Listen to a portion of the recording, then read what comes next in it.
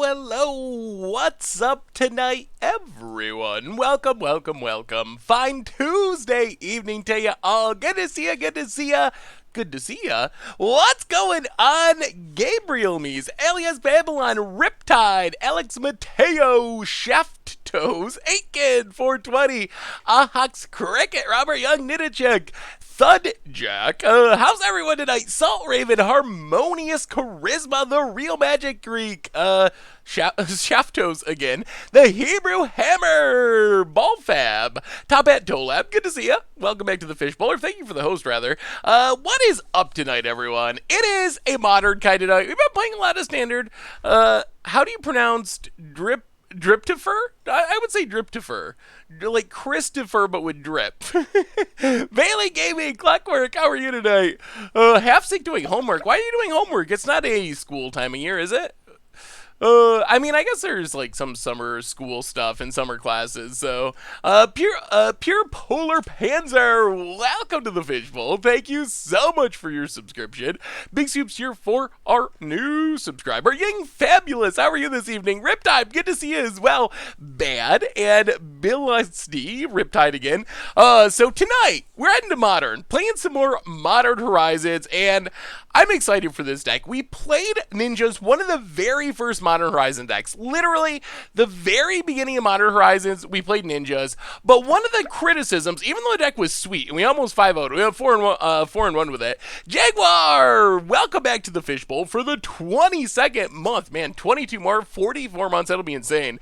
Big scoops here for our resubscriber. So one of the criticisms of our first Ninja deck was we just played 4 Ingenious Infiltrators in 4 of Ninja the Deep Hours. We didn't have any of the other ninjas. Well, this deck kind of takes care of that. We got Miss Syndicate Naga, we got Fallen Shinobi. My biggest goal of this stream is to yoink like an Emrakul with Fallen Shinobi. That would be the dream being lived. So I'm excited to give this deck a shot. We also got Snow Stuff and ice-fang Kotal, so it should be fun. It should be a fun deck. I'm really excited for this one. Yeah, definitely does look super sweet. El Rotato! Actually, I was just thinking about rotation today, working on an article about rotation for this weekend and what decks survive. Your name made me think of that. Welcome back to the Fishbowl. Thank you so much for your subscription. Big scoops here for our new subscriber. What's up, Dat Jong? Good to have you. Hey, Varabet! Good to see ya. Welcome. Yes, Snow is really making an impact in Modern, so this is going to be sweet. I am definitely hyped to try out these new ninjas and see what happens. Yeah, the new Snow Stuff is arguably like breaking Pauper. Like, there's actually calls to ban Arkham's Astrolabe in Pauper, which is hilarious, and they're probably right. Like, that's such a weird card to think of that is like ban-worthy, but I think it might actually be ban-worthy in Pauper of all places. Cannot stand the Snowlands. What's the point of not running Snow? That is a good point. Fair criticism of Snowlands. There's basically no... Actually, we should look this up. Is there any... There's got to be something that's like destroy all snow permanents. There has to be. There's got to be. There's got to be a doubt. Oh, there it is. Do we find it? Sacrifice a creature in a swamp. What in the world is this card? This is something that we'd hit in Momir. Viscera Drode. Sack a creature in a swamp. Destroyed target non-artifact creature can be regenerated. Sacrifice a creature and a snow swamp. You get to destroy any creature. Oh, old Magic cards are literally the best. They are so awesome. That Young, welcome to the Fishbowl. Thank you so much for your subscription. Big soups here for our new subscriber. Apparently there isn't much Snow Hate. I was assuming there was some Ice Age card I had forgot about. Like, I guess there's some weird, like, random downsides, like, oh, if it land was a Snowland, it does a damage to you. But in general, there's not any real hate for it. How do you feel about MTGGoldfish is equal to King Mycar? Every card you touch is turned to gold. Ooh. Well, I like that comparison, although I don't think it's quite true. Sometimes it doesn't turn to gold, but sometimes it does. Man, some episodes are harder than others, that's for sure. How to foil Icequake? Oh, there's foil everything on Magic Online. Magic Online is not bound by paper foiling. Everything is foil. So, yeah, I'm excited for this too. So, anyway, plan for tonight, playing some Sultai, snow slash ninjas slash tempo slash a little bit of everything. We got some fairies, we got some ninjas, we got some Tarmogoyfs. I don't know why, but we do because it's Tarmogoyf. Some Snapcasters. So, it should be a fun one. This should be interesting. If you had to pick one deck between Esper, Spell Mentor, and Sultai Reclamation, which would you pick? Ooh, I'd probably pick Sultai Reclamation just because I've had good experiences with it in the past. So I still think there's a chance we get Snow in Standard. I still really truly think there's a chance, and if we do, there's going to be some sort of Snow duels. It's gotta be. So I think there's a chance. And we have our first donation of the night, and then we'll do our reminders, get into the stream from Purple Polar Panzer, $5 donation. Hey Seth, longtime YouTuber, just now had time to watch the stream. I left my job for health reasons. Oh, I'm sorry. I hope you're doing all right. And your stream has been a great source of entertainment. Here's a deck with a classic name. Well, thank you so much for the donation. Red Elemental Blast. Ooh. Playing some, that is a classic name. It's an interesting take on the Elemental archetype. Seems pretty sweet. Got the Chandras, all the Cavaliers. Seems super fun. Scattering Scorcher really spicy with Risen Reef. So many triggers. That looks sweet. Thank you so much for the donation, by the way. Hey, what's up, Kazabunga? How are you? Where did this list come from? It is a Magic Online list. Am I going to GP Minneapolis? I am not. My next GP is going to be Vegas in about a month, so do you think MTGA will eventually become the only online MTGA application? Ooh, I mean, eventually, maybe, like, in the very distant future, but I don't think we're anywhere near that happening now. Like, until... So one of two things would have to happen for that to take place. First, Wizards could actually put older formats on Magic Arena. Haven't really seen any signs of that happening. Second, like, older formats could stop being popular. Like, if Modern drops in popularity, then maybe it doesn't matter. But until one of those two things happen, I think Magic Online's going to stick around just because people really love Modern. And I really love Modern, so I hope it does. Big Nips and Magic Tips. Welcome to the Fishbowl. Thank you so much for your subscription. Big scoops cheer for our new subscriber. Thank you. So, all right, let's do our reminders. Hey, what's up, MSC22? How are you tonight? Yeah, we are ninjaing. Let's do our reminders, talk about this ninja deck, and then start playing some Magic and see how this goes. It should be a fun one. I'm excited for it. So, first off, Modern Horizons to the end. Yeah? I mean, I don't know. I don't see Modern going away at this point. It's still super popular. Fletcher the Person for the second month. The deck does look sweet. Thank you. Welcome back to the Fishbowl. Thank you so much for your subscription. Big soups cheer for our resubscriber. And I don't think it costs that much to keep Moto running at this point. Like, they're not designing cards specifically for it. There's no animations or anything like Arena. It's just like, it just keeps motoing along. So I imagine it's not all that expensive, other than like adding new cards that are already designed for paper and doing basic like maintenance. It can't cost that much to keep it running really at this point.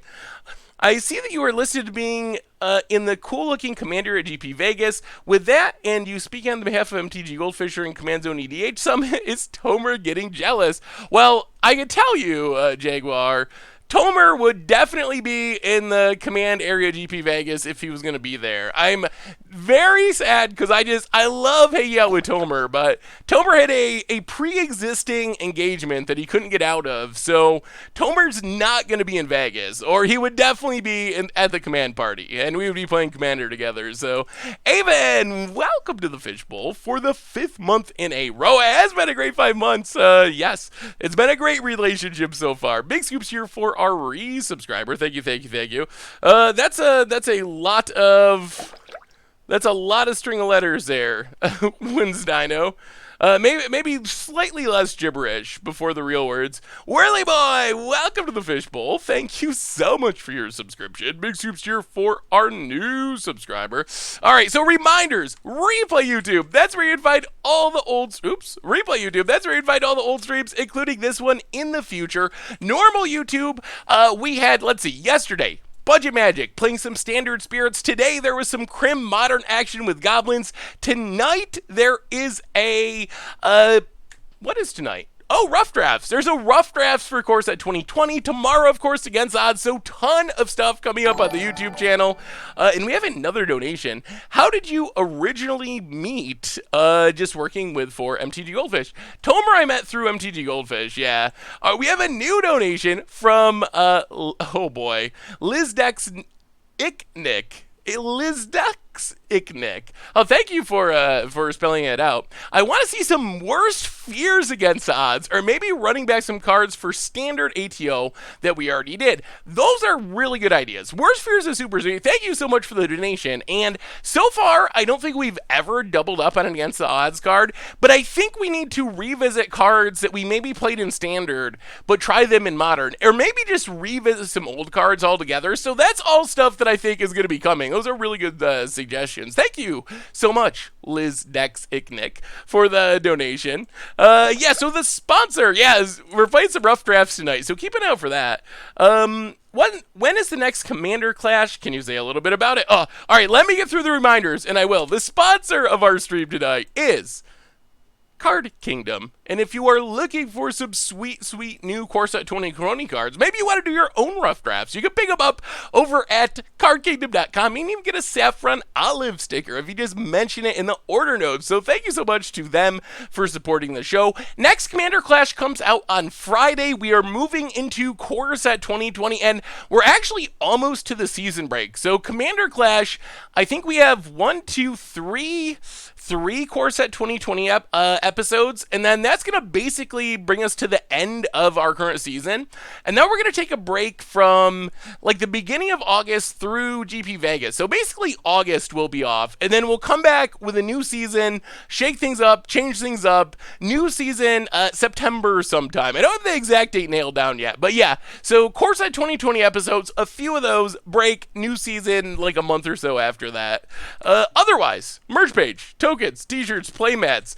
Good way to support the stream and the channel and the site. Donations, we've already got some of them. Always appreciated. Certainly not required. $2 or more gets your message read on stream. Goldfish, remind me. Let me know if you need some Commander decks for Vegas. I need to ship it, so don't wait till the last minute. Yes, I will do that, Jay Zoller. I will get that figured out. So our deck tonight is, I'm calling it Sultai Snow Ninjas. I don't know if that's the right name or not. Basically, ninjas, snow stuff, Sultai tempo, mostly blue and black, but with some green thrown in. So the idea of this deck is pretty simple. We're trying to stick early threats that can generate a lot of value, with most of those being ninjas. So like Fairy Seer, that's not a creature we play because we want a 1/1 flyer that scries for 2. It's a way that we can play a creature on turn 1 and then hopefully get like Ingenious Infiltrator down on turn 2, Miss Syndicate Naga on turn 3, Fallen Shinobi on turn 4 thanks to their ninjutsu cost. So attacking with a flyer, picking it up, scrying again when it comes back into play, getting down our ninja. The same is true of ice-fang Kotal. One of the best things to pick up, it's evasive, it draws us a card, it has Death Touch so people don't want to block it, so a great card to pick up to put ninjas into play. So Fairy Seer, ice-fang Kotal, basically for ninjutsuing our ninjas, we have Miss Syndicate Naga, which makes copies of itself when it deals damage. Chalakar, welcome to the Fishbowl, thank you so much for your subscription, big soup cheer for our new subscriber. Spectral Sailor could be a good option here too. The question is, how often we get to 4 mana in Modern? I don't know.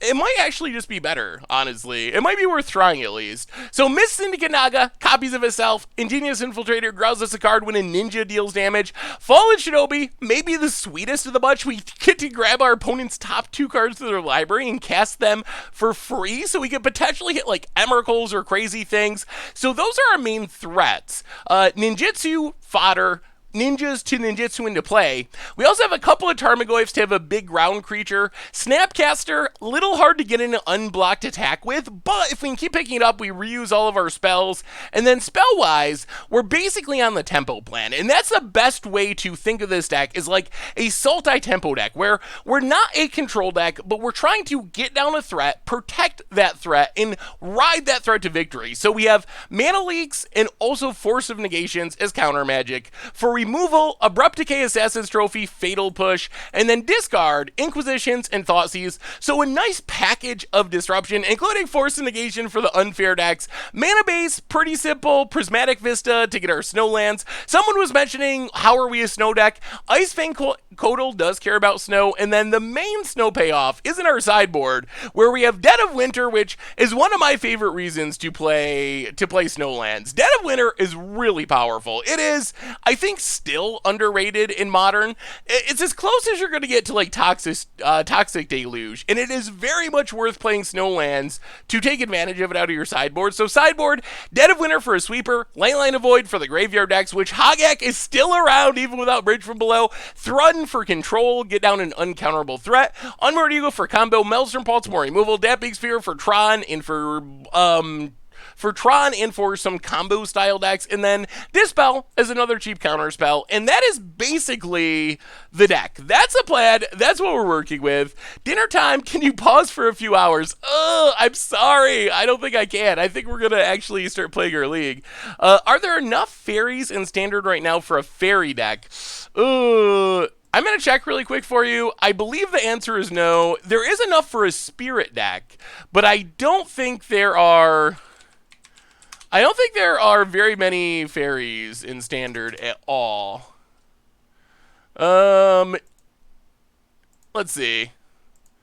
Like, there are a few. I guess you could play, like, the ones that do exist and play, like, favorable wins. So I guess technically the answer might be yes, but there's no real reason to be a fairy deck, especially over a spirit deck. So I don't think it's really worth it. Eat in front of the stream. I don't think I've ever eaten on stream. I've always thought that was weird when people just eat on stream. But, I mean, to each their own. People, if you want to eat on your stream, I guess that's your call, but I don't think I would enjoy eating on stream. Just that seems so weird to me. Who wants to put their Fairy Miscreant in their deck? That's a real question. I don't know about the Fairy Seer. Maybe Fairy Miscreant's just better. Yeah, I wouldn't worry about it, because I don't think... oh, yeah. It's easy if you're not streaming. Please eat your dinner while you watch the stream. Yeah, the headset would probably make it worse.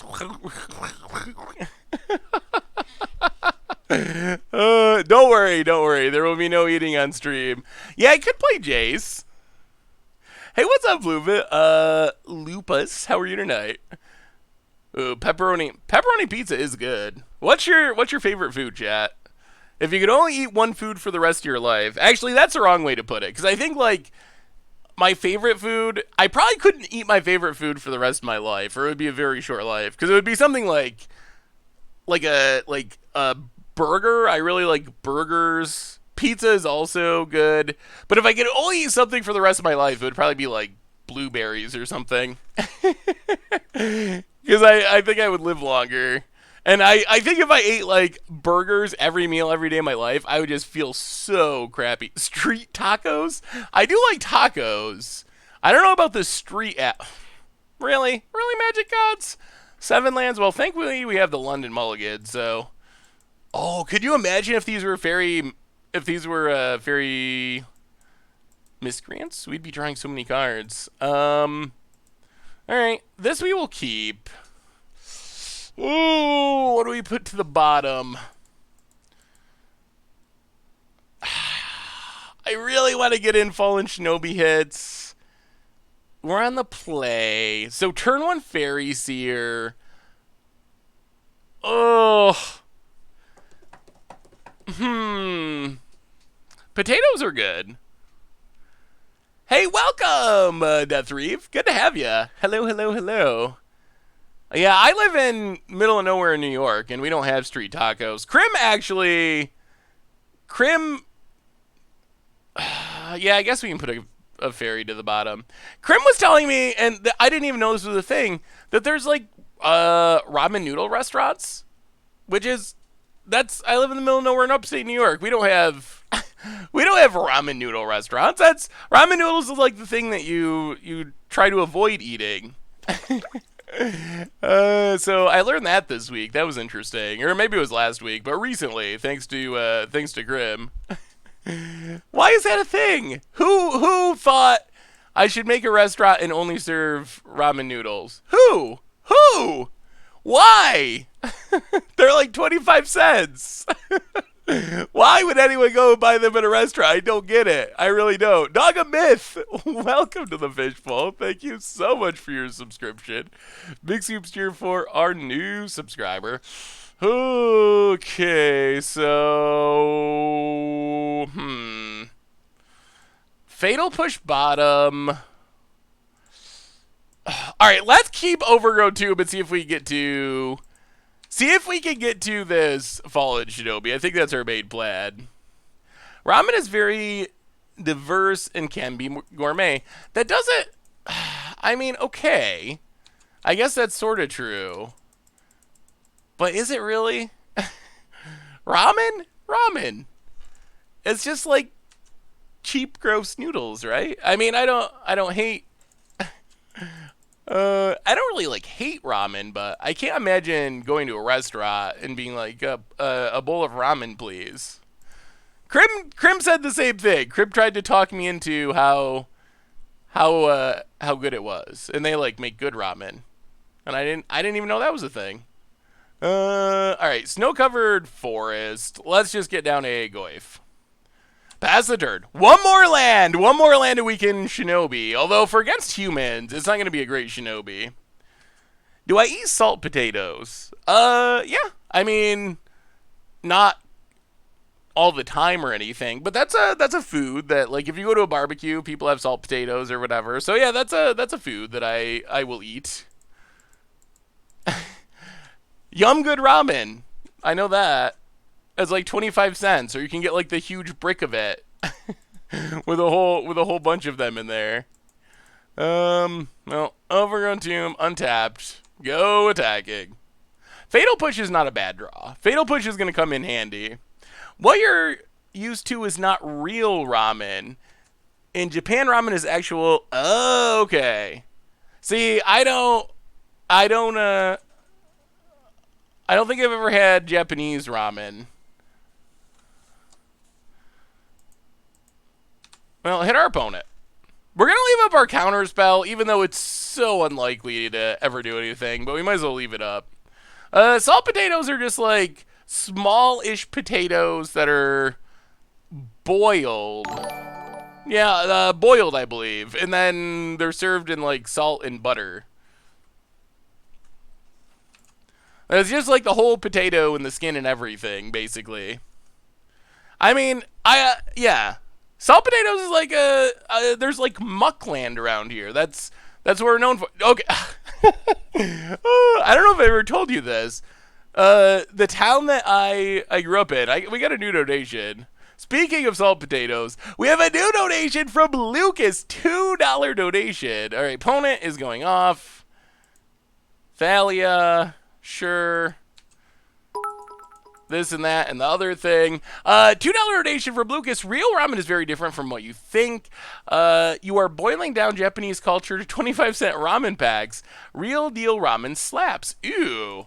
I honestly didn't know that ramen was a Japanese culture thing. So I meant no offense to all of our Japanese viewers.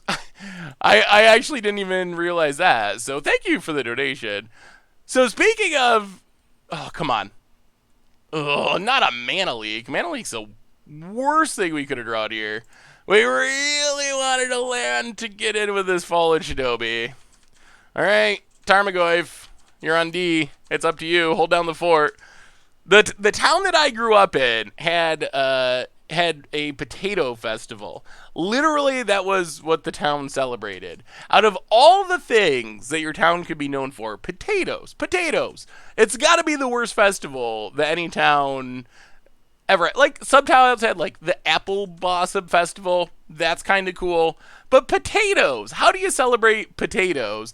And the best part is, it's pretty, like, kind of, hickish and rednecky, but one of the key events... Oh, now we're never going to get in with this Shinobi. But one of the highlights of the Potato Festival was potato wrestling, where they actually built, like, a wrestling ring and filled it with...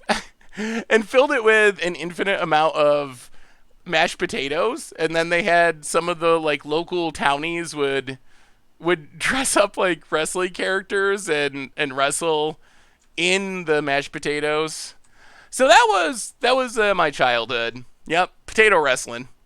They would also apparently this is a real thing. I thought it was like really weird, but they had like I don't think I'm gonna say the name wrong. I always say it's sheep riding, but it was basically like they would take little kids and kind of like hope that they would stay on top of a sheep, like try to get him to stay on a sheep, and the sheep would run around and like buck the little kid up. Mutton busting. That's probably tater tussling, and mutton busting. Welcome to upstate New York. Yep. So yeah, how was your childhood? Ponent. Yeah, Ponent's going off with these ether vials. One land, no problem. Mana Leak's never going to do anything. The sad news is I don't know how we ever get in a hit with this Fairy Seer. Opponent attacks. Yeah. Now we're seeing the downside of Fallen Shinobi, which is if we can't get in a hit with it, it doesn't do anything. Oh, no! Oh, magic gods! We drew both of them, but they have a million blockers, and they drew the kite sail, and alright. Well, this is not how we imagine. Alright. This is not how we imagined Game 1 to go. Yikes. I don't think they would let you mutton bust when you're 31. I think you gotta be like, I don't know, 10 or less or something. I don't remember any like full-grown adults trying to ride the sheep. Yeah, that was a practice match. We're restarting. Alright, Dead of Winter's in. We're not really restarting. Dead of Winter's in. We were really close. We probably actually just cut Fallen Shinobi. Like, what are we going to steal? A random human? They don't even have good cards for us to take, or like removal spells. So I think we're going to cut Fallen Shinobis. Go up the Dead of Winters. Go up Liliana the Last Hope. I actually feel like this should be a pretty good matchup. We can go down the Mana Leagues probably. Go up a Maelstrom Pulse and I guess we can leave the Thoughtseize. Maybe something like this. No Plague Engineer on the side, although I kind of wish we had one here. Yeah, the Leaks are probably our worst card. They just have so many ways to fight through counters. I did not mutton bust. No, I didn't. I remember seeing people doing it though. I didn't potato wrestle either. Even at the time when I was like a kid, I knew that there was something. I mean, like tractor pulls. Okay, that's just like normal weird. But potato wrestling, mutton busting, that's a whole nother level. A whole nother level of weird, I think. Yeah, Force of Negation's also not good. Well, I guess maybe we're keeping the Shinobis just because we don't have other options. Maybe we're just running it like that. I guess the Shinobis could be fine. Alright. Dead of Winter it is. Yeah, Thrun's a good blocker, too. Ooh. Alright. Well, turn 1 discard, turn 2 Tarmogoyf, hopefully turn 3 Ingenious Infiltrator, start drawing cards. That's our plan. That's our goal. That's our plan. Somehow, potatoes. Someone asked about salt potatoes, and that reminded me of the potato festival when I was growing up. And then it spiraled. It spiraled from there. I probably would be a good potato wrestler, even though I don't really. Ooh, 2 dismembers, 1 land.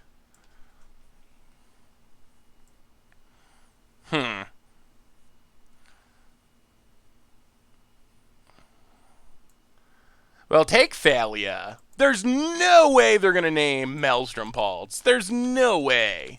Our one of sideboard card. So hopefully we just get to kill both. Ooh, Verdant Catacombs. All right, Breeding Pool.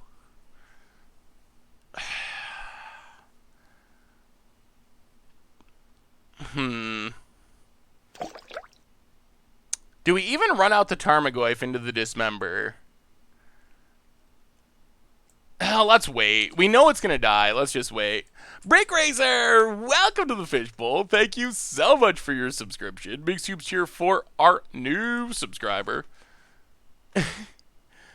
For us lay folks, what is potato wrestling? We were just talking about this, but basically, I mean, I guess something's going to get dismembered. At least it costs our opponent a bunch of life. Tarmogoyf. Catacombs. I mean, our opponent's got to spend 5 life to kill Tarmogoyf.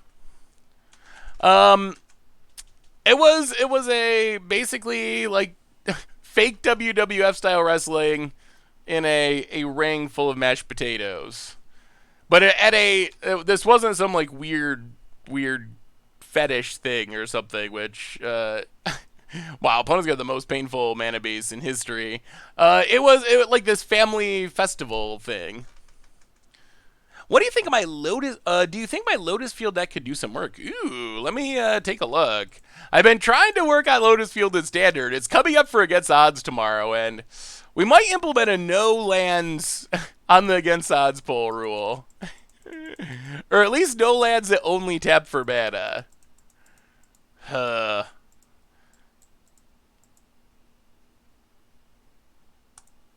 Alright, I mean, I guess if our opponent just wants to spend all their life dismembering our creatures, we're okay with that.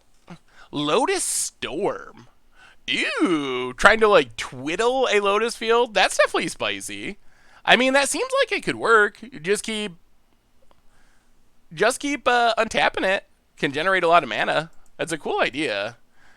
Opponent has Reflector Mage. Well, that was a decent draw for our opponent.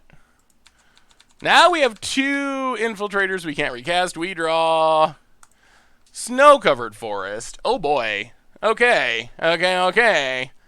Lots of lands. Oh boy. Are we going to lose? Our opponent kept 1 land and did draw for a couple turns, and I think we're going to lose.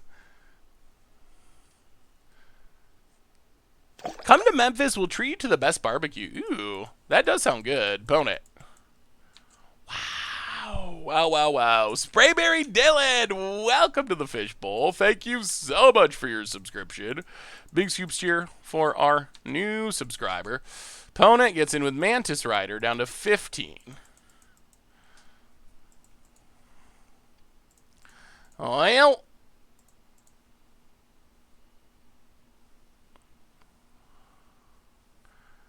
run out Ingenious Infiltrator. Play Prismatic Vista. Pass the turn. We know our opponent has 2 Meddling Mages. 2 Meddling Mages and a Dismember in hand. That is most of our opponent's hands. Show, welcome to the Fishbowl. Thank you so much for your subscription. Big soups here for our new subscriber. All right, there's a Meddling Mage. All right, so we crack this. We get a Swamp. Kill the Mantis Rider.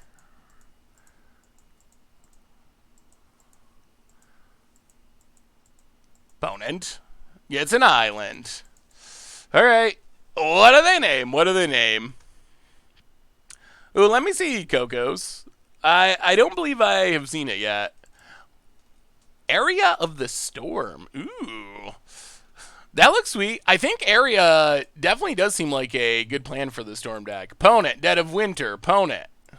There's no way. Fatal Push. Alright. And opponent. Passes. We draw more lands. Oh, the flood is on.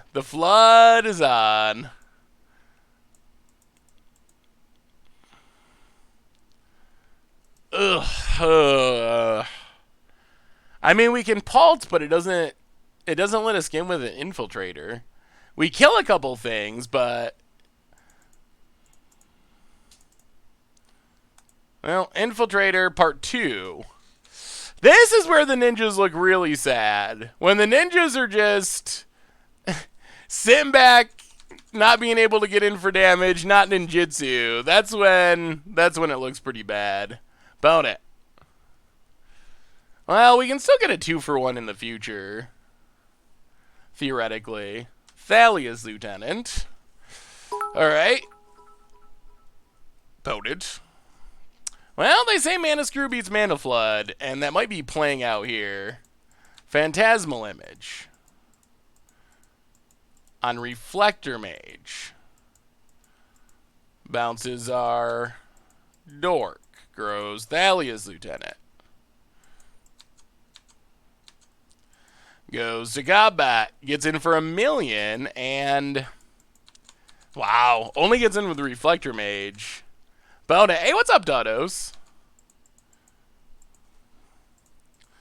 Well, Maelstrom Pulse. The Meddling Mages. Play a land.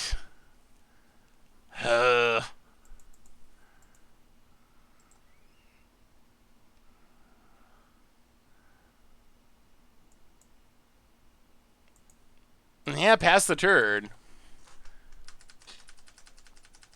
I played around with your Bear Assault idea. Ooh, that's sweet, Cocos. Yeah, it seems like a sweet idea. Woodland Champion. Ooh, I hadn't really thought about playing Woodland Champion in Modern. It does seem sweet with the token production. Meddling Mage number 3. That's unfortunate.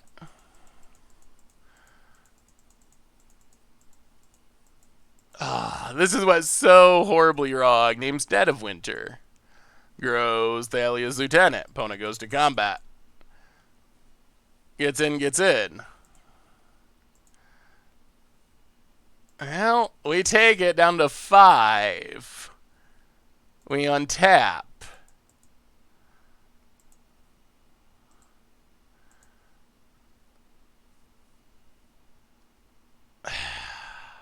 Fatal Push Meddling Mage.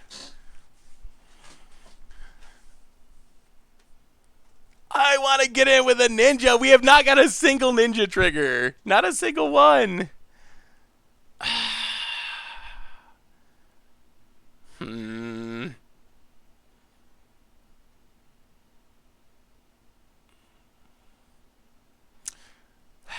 I guess we have to Dead of Winter, but it doesn't... Opponent's going to have 3 cards, and they're not playing land, so they're just going to refuel. I mean, we'll attack, it just doesn't do anything. It gets blocked, so attacking doesn't do anything. Yeah, alright, so... Dead of Winter. Go ahead. Yeah, I expect that we're still just super dead here. We've just drawn way too many lands. What are we getting punted for? I'm very confused what we're getting punted for. Hey Seth, it's me, the standard Jeskai control guy. I found out that Kiker is really good in a control match. Yeah, if Kiker can sit out, it's definitely very powerful. You misplayed with Fatal Push. How do we misplay with Fatal Push? Opponent, Champion of the Parish, into Thalia. And passes. Well, alright. Ingenious Infiltrator. Oh, this is when the ninjas are... This is why when I built ninjas, I overloaded on 1-drops, and then ninjas you could put into play on turn 2.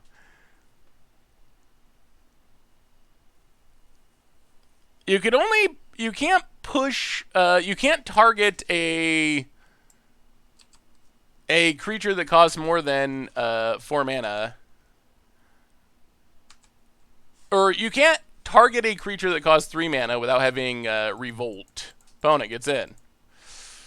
Alright, well, I mean, we will Fatal Push. We're killing things. Opponent. They still have a Dismember. Dismembers to 1. Does not dismember to 1. Ether Vial. Well, we untap. Go to combat. Get in. Opponent. Chumps. Okay. Well, Miss Syndicate Naga. I think we're kind of still in this. Cast Miss Syndicate Naga. Our ninjas have been so bad, though. I don't believe that that's true.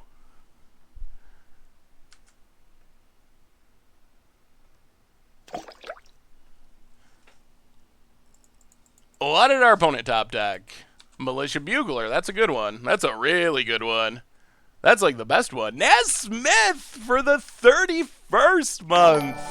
When do I get my Scoops Letterman jacket? I took 8th of my store's yearly Modern Invitational with a Grixis brew. Ooh, welcome back to the Fishbowl. Thank you so much. Grixis spells. Let me see, Naz. Ooh, some Kess action. That looks super sweet. Opponent passes.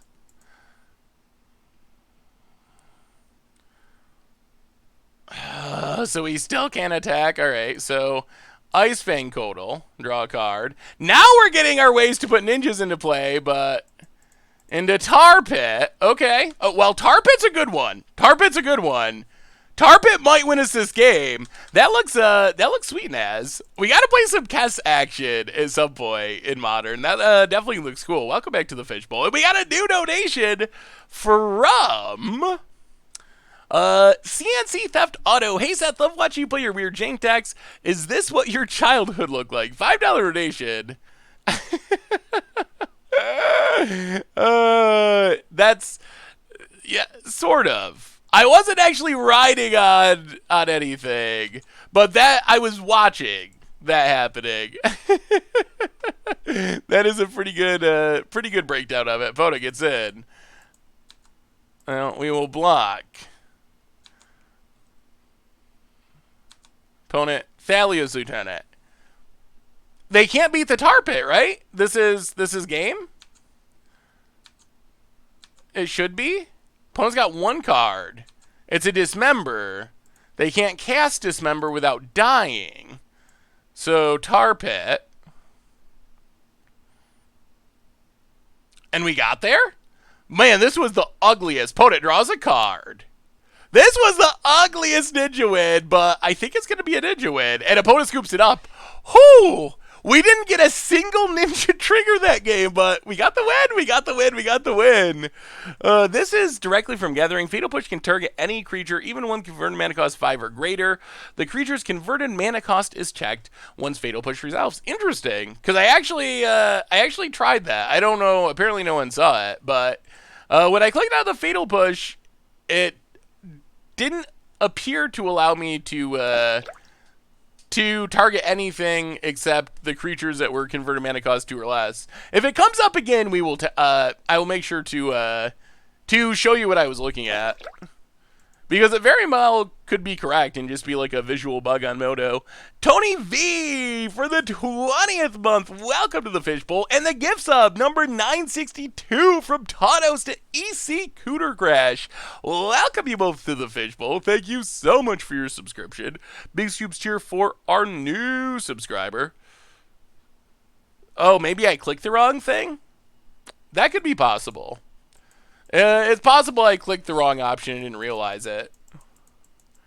Cavern on human and Ether Vial. All right, come on, ninjas. Ooh, double ice-fang Kodal, sweet. I'll crack this, and we have our Dead of Winter, snow-covered island, Fairy Seer. Let's find a ninja. Let's find a ninja. Okay. Well, no ninjas, but I think we'll keep both of these. Dead of Winter is great against humans. That's one of our best cards. And we already have 2 snowlands and some snow creatures. Ego's good against combo. It's not good in a lot of matchups, but there are matchups where it's good. Opponent. Vials in a Champion of the Parish. Follows it up with a Meddling Mage.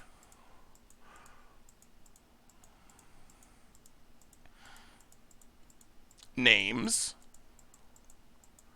Fatal Push. Okay, that's fine. Opponent. Passing. Well, snow-covered forest. Go. Now, get him for one, actually. Get him for one. Pass the turn.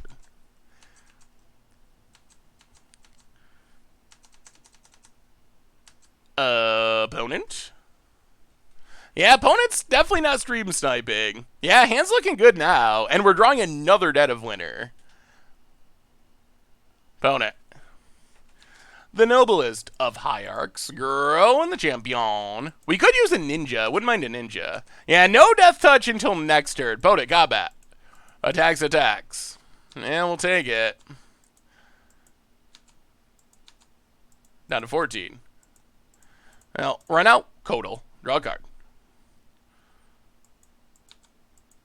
Untap.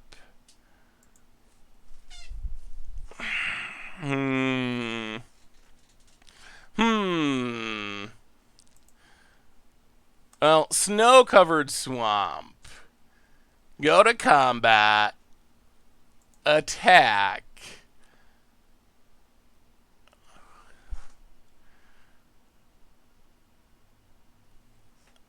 Attack.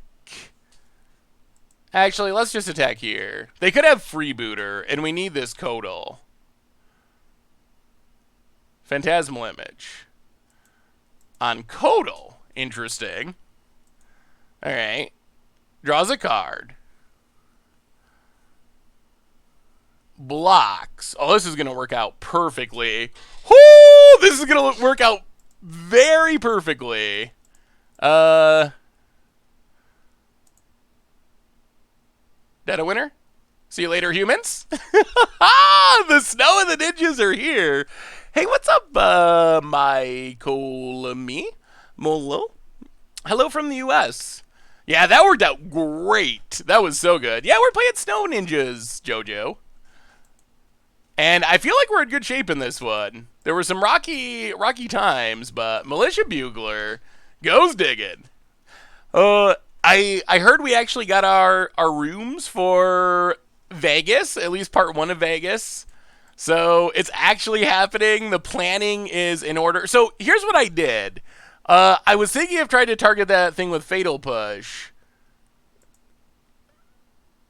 Oh. Maybe I clicked... What did I do? Oh, I see. Yeah, you're right, chat. That was my fault. I must have clicked the wrong option. But you are right. We could have targeted it. Thankfully, we still won. Dragon Areth, welcome to the Fishbowl. Thank you so much for your subscription. Big soups cheer for our new subscriber. I don't even know if we care about killing the Ether Vial.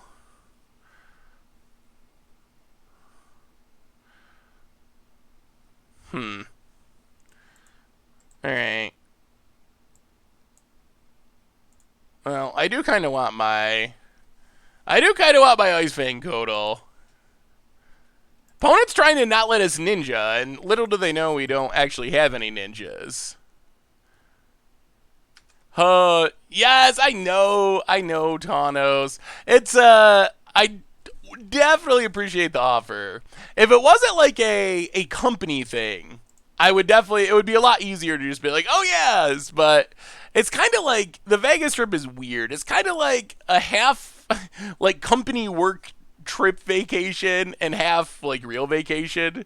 But definitely appreciate it, Thanos, and we will definitely hang out. I'm planning on staying some extra days. That's my plan. Do the GP / work-ish stuff, and then do the hang out still and do the fun stuff. Wouldn't killing Phantasmal before transformation deny the card draw? Wow, opponent. Running out everything. Mantis Reiner, alright, opponent. They're doing what they could do. I think we have them, though. Like, we can still just wrath the board. Opponent gets in, hits us. Sure. Down to 10. We untap. Oh, this is the blowout. Fatal Push on Freebooter. Dead of Winter. Tarmogoyf lives. I told you Den of Winter's busted. Oh my goodness, is Den of Winter busted? It is so good. I guess we actually have like a apartment or house. It is north of the convention center. So that's the work part of it, and then I will probably stay on the strip for the vacation part of it afterwards. I think I still have to get my room for that part. Yeah, Den of Winter is super good, and I think we're in good shape. I'm gonna run this out because I want to hit a ninja and put it into play and start drawing cards. Oh my god, we did attack attack. Okay, the snow ninjas. The snow and the ninjas are working out this time. Pick up ice-fang. That's an infiltrator. We'll draw an extra card. Hit our opponent, and the tempo plan is in full force. Yeah, Vegas is going to be super fun. Yeah, Goif was a 0-1 because of Dead of Winter. Hate Vegas. Opponent scoops it up, and good start for the Snow Ninjas. That was pretty sweet. Dead of Winter was impressive, and we finally got some ninja value. It took a while, but we got some ninja value going. Why do you hate Vegas? I've only been to Vegas once, which was GP Vegas last year, and I don't think I'd want to live there, but it seemed like a cool place to go on vacation. Seems like a fun place to have a GP, too. The GP is cool. Am I going to storm Area 51? I do not understand what people are thinking with storming. Wasn't that so? Explain to me why this is happening now. Wasn't Area 51 stuff like the 40s? I watched the Futurama episode many times, and it was like 1949 or something. Did Futurama lie to me? Isn't that when there were supposed to be? Isn't that when there were supposed to be aliens? But I mean, why now? Like, even if there were aliens, aren't we like 70 years too late?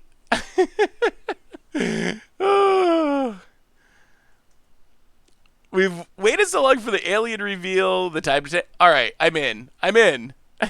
Hey, what's up, Bat for Life? How are you today? We are snowing and ninjaing. Miss Trigger. That's actually a pretty good moto name. We'll keep this. No ninjas, but we got infinite discard and a force of negation, so that seems reasonable. There is Modern Super League tonight, but we are not in this one. Our next episode is in 2 weeks, so the last round of round one, or last night of round one, is tonight. And that's Scary Terry's and I think the Stream Team. And then no Team Modern Super League next week because it's a Pro Tour week and people got to do Pro Tour. Oh, it's the new Hogak deck. Holy Hogax. Carrion Feeder, Bloodghast, Insolent Neonate.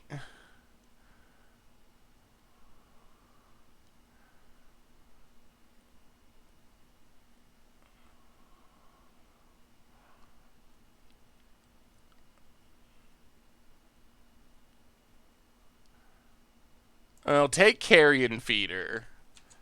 Boy. I wonder if we just Force of Negation pitching Snapcaster on this Faithless Looting. I almost think we do. So yeah, this is the end of round one tonight. Next week off, and then our next week will be the week after that, the 30th, for the first playoff week. Hey, what's up, Gippy? We're having fun. We are ninjaing and snowing. Boy, I almost think we're supposed to do it. So this would leave our opponent with 2 Hogax, Insolent Neonate, Bloodghast, 1 Unknown. If we don't do this, they get to discard Bloodghast. Salty Amish, welcome to the Fishbowl. Thank you for your subscription. Big scoops cheer for our new subscriber. Oh, that is painful. I think it's worth it. It feels bad to go down that many cards, but we get to untap in Thoughtseize and then hope we draw into something.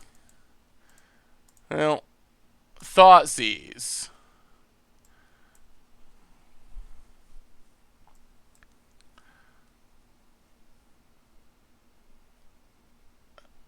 Take Insolent Neonate. Play Polluted Delta. I mean, we got no cards, but we're staying alive. FLCL Tom, welcome to the Fishbowl. Thank you so much. Ooh, that's a draw. Thank you so much for your subscription. Big soups cheer for our new subscriber. Opponent hits a Bloodghast. And passes. Well, Crack Polluted Delta.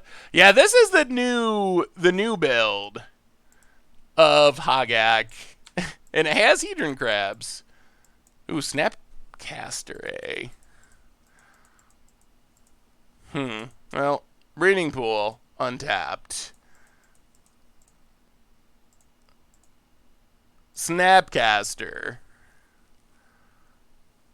For Inquisition.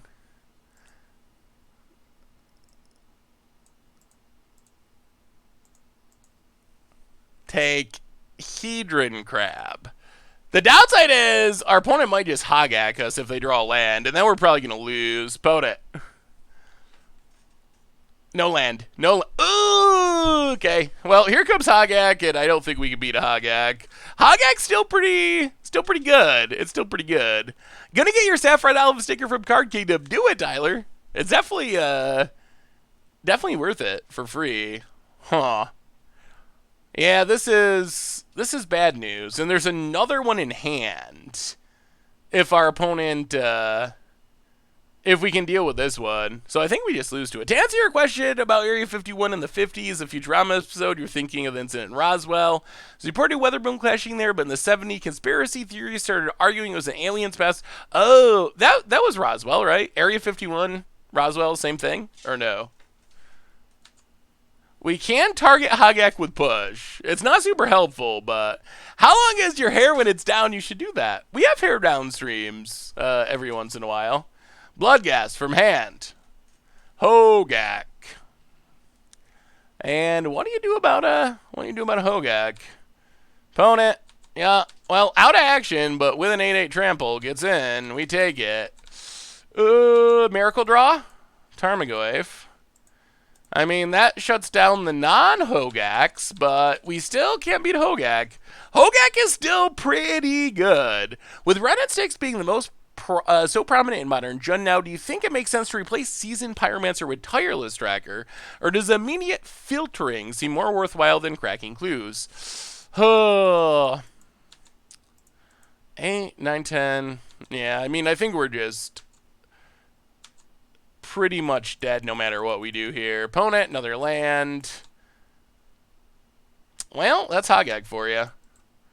Polluted Delta, and that was sad. That was sad. Do I know what cricket is? Sort of. It's like not quite baseball, right? Like baseball adjacent. I mean, we have some removal for it. So in this matchup, Leyline of the Void, number 1. Unmoored Ego, I don't know if Unmoored Ego is worth it. I think the build is like almost all creatures. Like Force of Negation Mana Leak feel pretty bad. Dead of Winter might just be like a necessary evil. Fatal Push is is okay. Abrupt Decay feels worse than Fatal Push, probably. Spicy Ramen is a good choice for the stream. I'm gonna have to try some Spicy Ramen. How is it different than baseball? Like, what's the difference between? Maybe Mana Leak is fine. Like, Mana Leak is okay against. Well, it's like kind of okay against Hogak. I think mostly we're looking for Leyline. Ego is good. Is it though?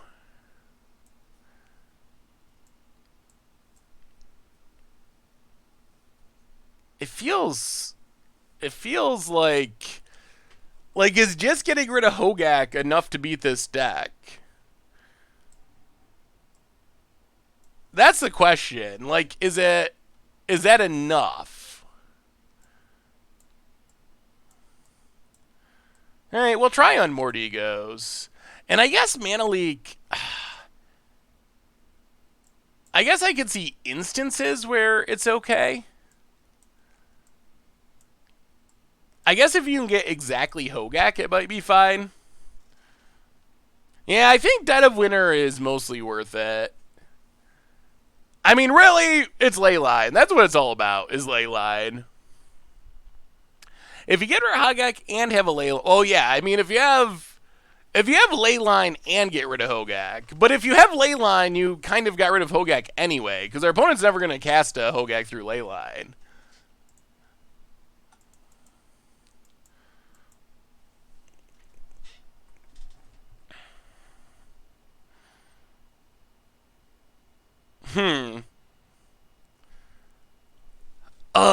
This is interesting. This is kind of the value type stuff that we want. Like, this would be a great hand. I don't know how scary this new build of Hogak is. I have not played against it much at all. Like, are we just going to lose to... Are we just going to lose to unfairness? Or can we actually do somewhat fair things? Like, the other option is to just mull for Leyline. This hand, we get to turn 1, Fairy Seer. Turn 2, ice-fang. Turn 3, miss Syndicate Naga, make a copy, then replay ice-fang and Assassin's Trophy the first Hogak. I think we're going to try it. The Cross! Welcome to the Fishbowl. Thank you for your subscription. Big soups here for our new subscriber. If it was against the old version of Hogak, I would definitely just mulligan. But against the new version, maybe you could fight it fairly? Maybe. We're going to find out. So Watery Grave, Untapped, and Fairy Seer, and King Rooster. Welcome to the Fishbowl. Thank you so much for yours. One card deeper. Thank you so much for your subscription. Big scoops here for our new subscriber. Is it still worth keeping? That's another good question. Unicorn Pawn! Welcome to the Fishbowl. Thank you so much, King Rooster. Thank you for your subscription. Yeah, I got the man bun going, of course. Big scoops here for our new subscriber. All right, we'll keep it. Pass the turn. It might still be good enough. Like, it turns on some of our Wraths and stuff. We don't need another Fairy Seer. We can kill the first Hogak. Ice-fang Kotal is good. Like, this might be fine. Marsh Flats, Podet. Cracks Marsh Flats. Do not keep the Leyline. Oh, I don't know, Majora. It has been kept. It's officially been kept. Podet, Stitcher Supplier, goes Millen. Hits. Alright, Vengevine. And passes. Well, play Prismatic Vista, get in with Fairy Seer. Hit our opponent. Pass the turn. Well, how good is Miss Syndicate Naga? We're about to find out. We are about to find out. So what do you think of the modern format post-banning? Like, how much fun have you been having with it? I guess we should also be in stream mode. There we go. Nailed it. Found it. Faithless Looting. Gypsy Bob! Welcome to the Fishbowl. Thank you so much for your subscription. Big soups here for our new subscriber. Opponent. 2 Vengevines. Watery Grave.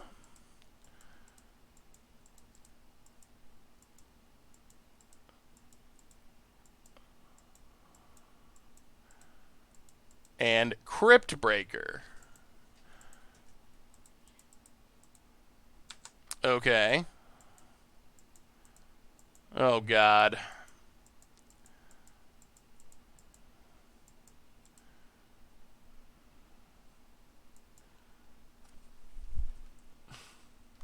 I thought they banned this deck. I thought they banned it. I thought we were safe, but apparently not. All right.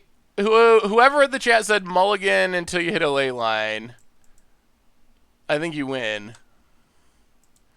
All right, so this is turn 2. 8 9, 10, 11, 12, 13, 14, 15, 16, 17 power. All right, that's fair. Well, block here. Untap.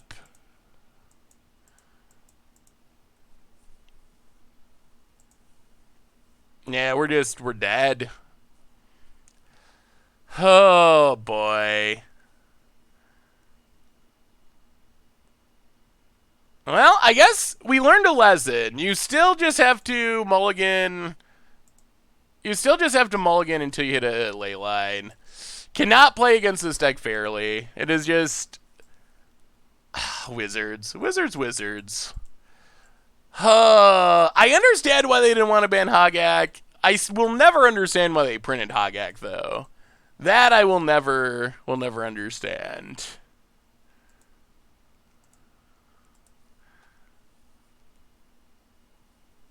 Like, Wizards knows that free spells are dangerous and not safe. Yeah. Yeah, I don't see any way of winning from here. Yup. Alright. Block Vine, Trophy Hogak, push last Vine. I mean, sort of, but then they just cast their 2 Grave Crawlers and everything comes back and do that forever. Well, alright. Well, we learned a lesson. I think that's the first time I played Hogak since the banning, and it's still pretty busted. So if you do not make the mistake of thinking, oh, we can keep a good hand of Magic cards. No. You mulligan until you hit a ley line and then see what happens. So that's the lesson from that match. We deluded ourselves into thinking like, oh, they banned stuff. We could just keep like some ninjas and some discard and some removal and it'll work out. That's untrue. Mr. Zeph, I heard your podcast today. I think part of MH1 prices being higher is due to the booster costs and the fact that people are not drafting it as it costs way more. That's probably part of it too. Although, I mean, that's also kind of similar to master sets. I need some quick, but I think you are right to some extent. I need some quick deck tech advice. Ancient Stirring versus Oath of Nissa for an Elf Karn the Great Creator deck.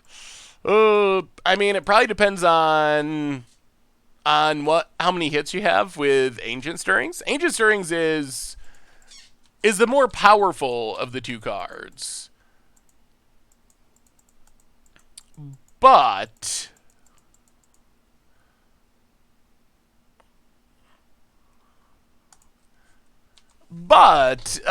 if you're only hitting lands or Karn, then Oath of Nissa might be better because you can hit your elves.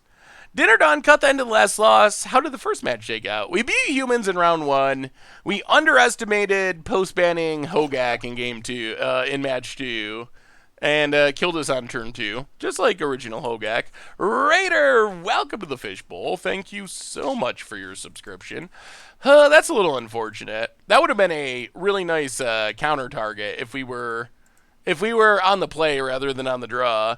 Welcome to the Fishbowl. Big soups here for our new subscriber. I might just go with Oath of Nissa in that case. That's not a lot of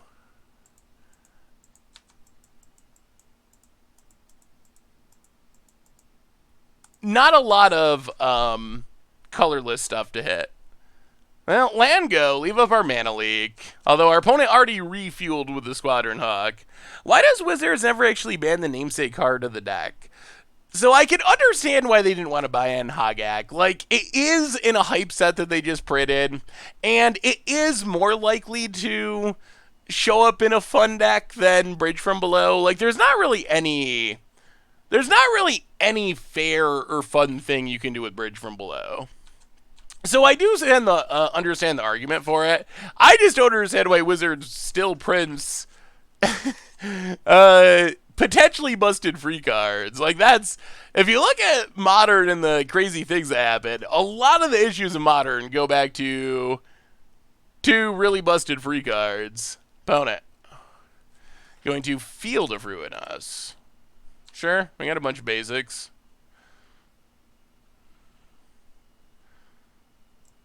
We'll take a snow-covered island. Opponent passes. Well, breeding pool tapped. Pass the turn. I mean, we might just be hard-casting this Infiltrator if we don't draw anything. What about Pod? Pod, I feel like it might be okay to unban at this point. Why was Stoneforge banned? Stoneforge was banned preemptively. Basically, when Modern started, everything that was banned in Standard was then immediately banned in Modern before the format even started. Ooh, let me see, Spartan. Blue-white tempo in Modern, eh? Opponent, whoa. 2 pass, 2 Squadron Hogs. God Eternal Aketra.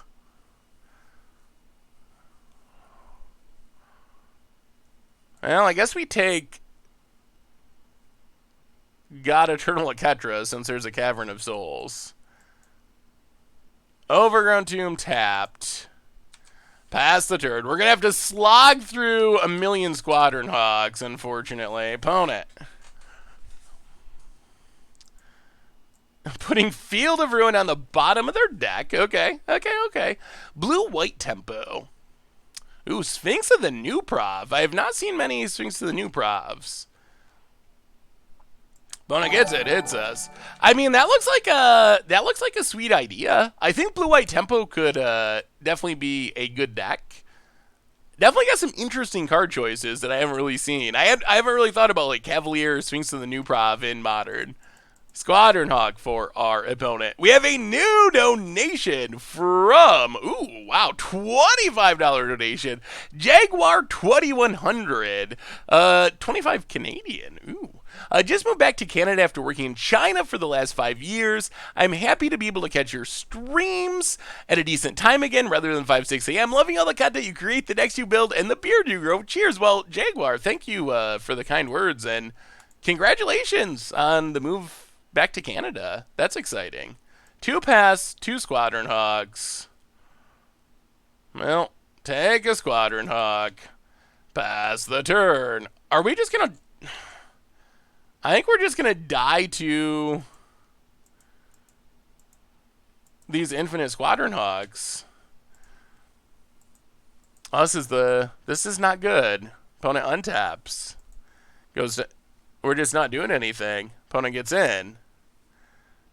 Hits us.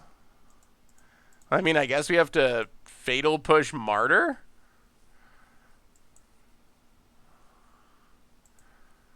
Opponent sacks it. Gains a bunch of life. Million pass. Squadron Hog, Wrath of God. Down to 9. Opponent draws a land. Yup. Plays a Squadron Hog. Okay. Gets a Squadron Hog.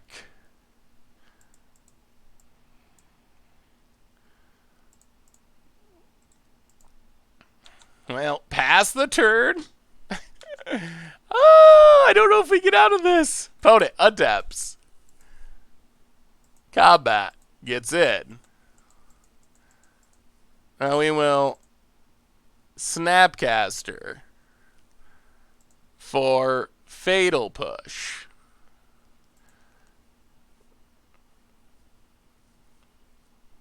Take our beads.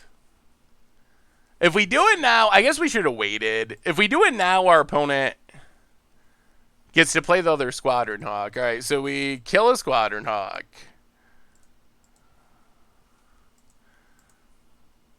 Untap.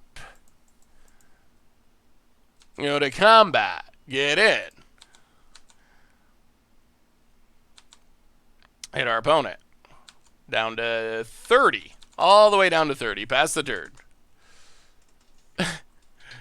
Opponent getting back to the Squadron Hog again. Just keeps coming. We don't have a way to deal with a land very easily. Hey, what's up, Grim?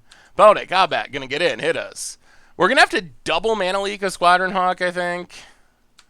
Opponent hits us. Plays a land.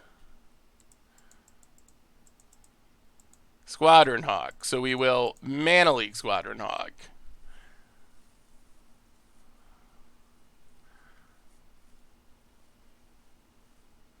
Opponent pays.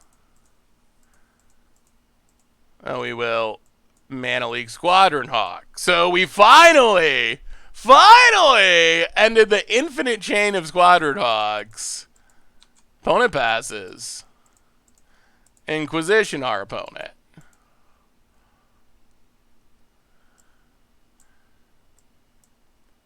Take Generous Gift. Go to combat. Hit our opponent. So our opponent's hand is just all removal. Well, I mean, we're staying alive-ish. Our ninjas aren't doing much because our opponent has all these pass, but hit our opponent, pass the turn. Generous Gift, yeah, that's like the white Beast Within. Well, Fatal Push a Squadron Hawk.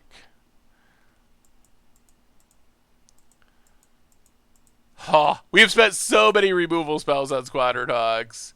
Opponent, they couldn't have drawn a Squadron Hawk already. Hits us. 3. Passes. I'll go to combat. Get in with Snapcaster. Infiltrator. Pick up Snapcaster. I'm sure our opponent's going to path it.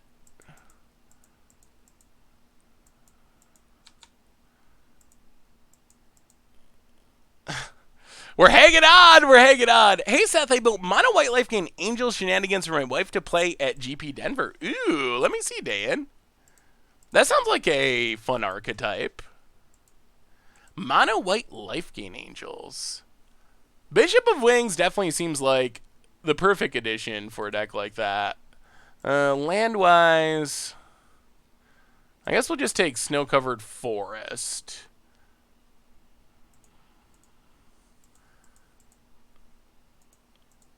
Play Prismatic Vista. Pass the turn. So, Wrath, Path, 1 unknown.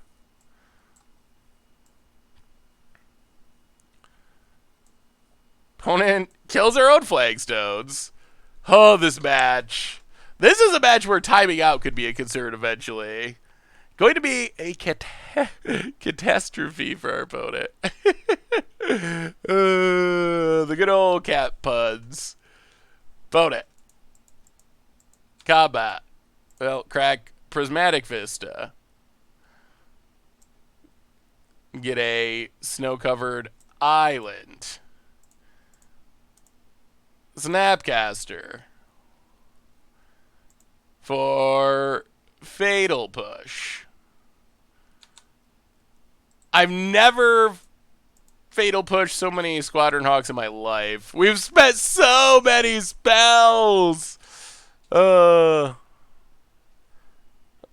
fairies do you like, Grim? You said fairy, right? Not was that a typo of Teferi? Were you trying to say Teferi? Opponent Raz. And Sarah send it and passes.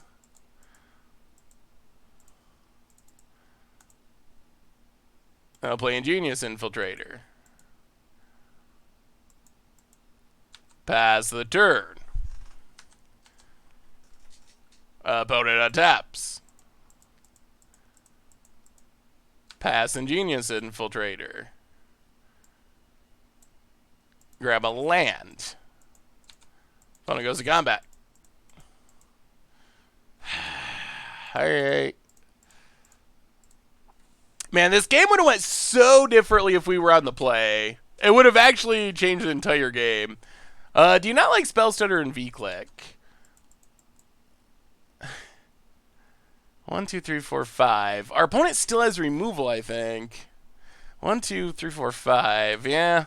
We're going to pass. I think we got to get tricky with this Shinobi. I don't think we can just run it out.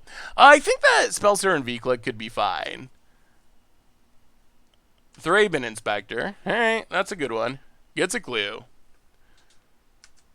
There's a build of this deck on MTGGoldfish Metabase which runs fairies instead of Goyf mainboard, stuff like Spell Stutter, and Vendilion Click. Yeah, that makes sense. I could see those cards also being good. Well, Fallen Shinobi. Run it out there into the removal.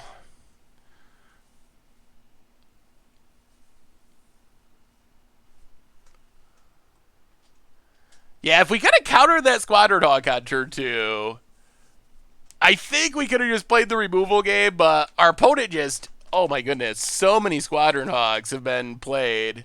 Opponent untaps. Land. 2 cards in hand. What are they? Do they have more removal? We've gone through a lot of pass. Cleansing Nova. Destroys all creatures.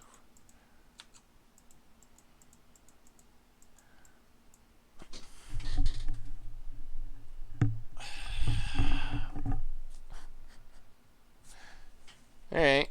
Well, that is ridiculous. Okay. Wow, is that frustrating. Not a fan of Arena. No, I like Arena. I just like Modern. And Arena, until Wizards add some more formats to it, Arena will be a part of my online Magic playing. But at this point, it's missing all the best ways to play Magic. Yeah, we got caught.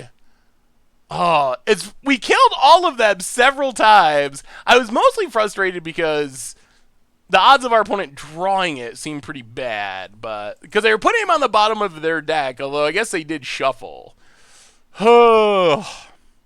No, you can't actually bring in Unmoored Ego. Like, if we had won the die roll and we just mana leaked the first Squadron Hawk, that changes that entire game. But we lost the die roll, and then we just could not get out from under the Squadron Hawks, the infinite Squadron Hawks. So go down the counters mostly. Opponent's playing Caverns. I don't think we can actually Unmoored Ego. Maybe there's some argument to Leyline of the Void, although that doesn't actually seem very, very practical. How come no Legions end in the board? Yeah, I mean, if Squadron Hawk became a playable card in Modern, that would be a good answer for it.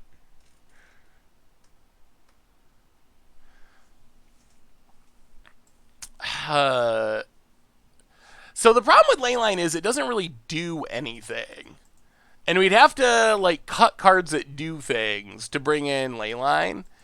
And I'm not sure, like, all we saw as far as graveyard synergies was a single land, whatever that land was, Mistville Plains. So that was their only real graveyard synergy. I'm not sure that, I think the Jakey Squadron Hawk line is not something that actually is going to come up all that often. I think we were just more, like, unlucky that that's how that game turned out. Because there's a lot of ways we have of answering that. Yeah, I think we just run it like this. Yeah, the full art mana leak is sweet. Alright, we get to play first, and alright. Oh, I remember learning that Creeping Tar Pit was not very good with ninjas when we built ninjas before. We don't have the opportunity to turn 1 Fairy Seer, turn 2 Ingenious Infiltrator because of this Tar Pit, but it's alright. Inquisition. I mean, this is another way to deal with Squadron Hawks. Opponent, Ranger of Eos, Ranger Captain of Eos, Sorcerer Spyglass. Alright, well, take Squadron Hawk. Problem solved. Still don't understand why Ego doesn't work. Ego does work. It just, I just don't think it's...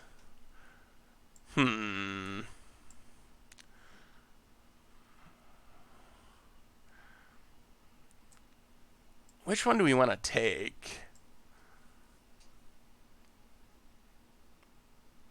I think Ranger Captain's just... Well... Alright, take Ranger. Creeping Tar Pit. Pass the turn. So Unmoored Ego does work. The question is...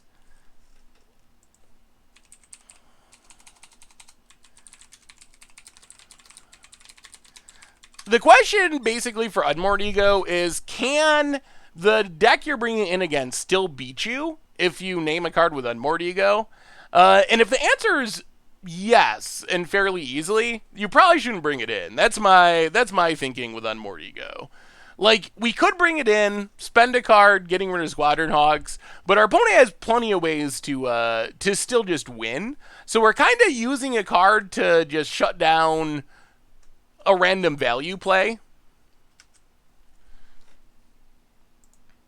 That's true. We did get Squadron Hawk last game, but I think that game was more of the exception than the rule.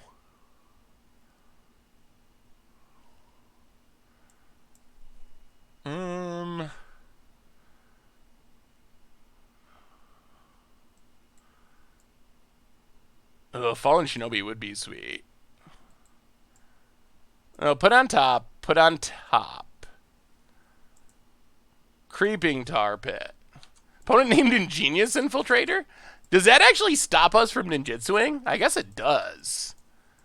That's sort of annoying. Opponent.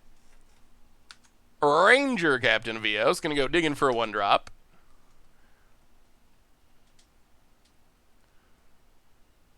Would it be, how good would it be if Wizards revisited Lorwyn and released a card with Goldfish and Seth in mind that was called Tater Tussler? That would be funny. What did our opponent get? Walking Ballista. Alright, well, play Ingenious Infiltrator. Pass the turn. Opponent untaps. Yeah, Ninjutsu gets shut down by the Spyglass. So that actually does do something. Opponent's got an Emiria. And... wow, another Ranger Captain. Well, this is actually going to work out interestingly. Huh. Now we're going to have options. Gets Thraben Inspector. Opponent goes attacking. Ugh! What do we... I guess we got a Shinobi. It's got to be Shinobi. Go to combat. Attack. Oh, come on. Give us something good. Give us something good. No blocks. Well, they didn't name Fallen Shinobi, and here comes our sneaky, sneaky ninja. Pick it up. Put it down. Draw a card. What's on top of your deck? Ha-ha! All right. And how the hawk is turned. Okay. Alright, yeah, no Squadron Hawks. Play Misville Blades. Oh, we stole our opponent's Squadron Hawk combo. Oh, yoink, yoink, yoink. I don't think we need to pulse yet. We will in the future. Bone it. Walking Ballistics 2. No, that's fine. Bone it. Combat. Passes.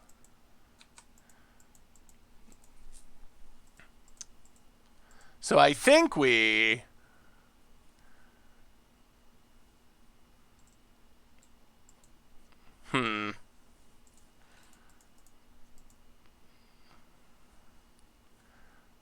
I would like to Maelstrom Pulses, but our opponent can stop it. So Verdant Catacombs, crack it. Get a Breeding Pool, untapped. Fatal Push Ranger Captain.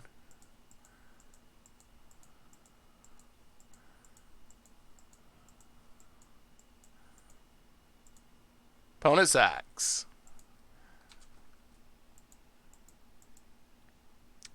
Go to combat.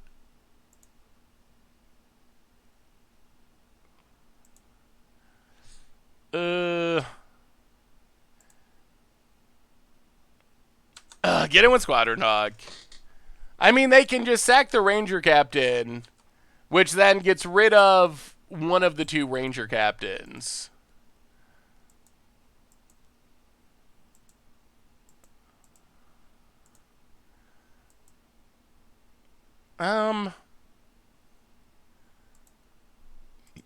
Play Fairy Seer. Go Scrying. Land bottom, Codal top. And pass the turn. Yeah, that's the problem. They can sack it at any time. So we cast it, they sack the one, it fizzles the other one. Bone it. Something big. God Eternal Oketra. Okay, that's scary.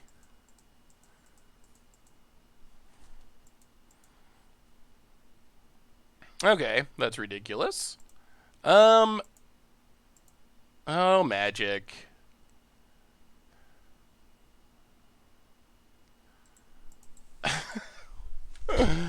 Oh, boy. This is bad. Oh. Oh, boy. Well, this is not how magic is supposed to work. Bone it. Passes.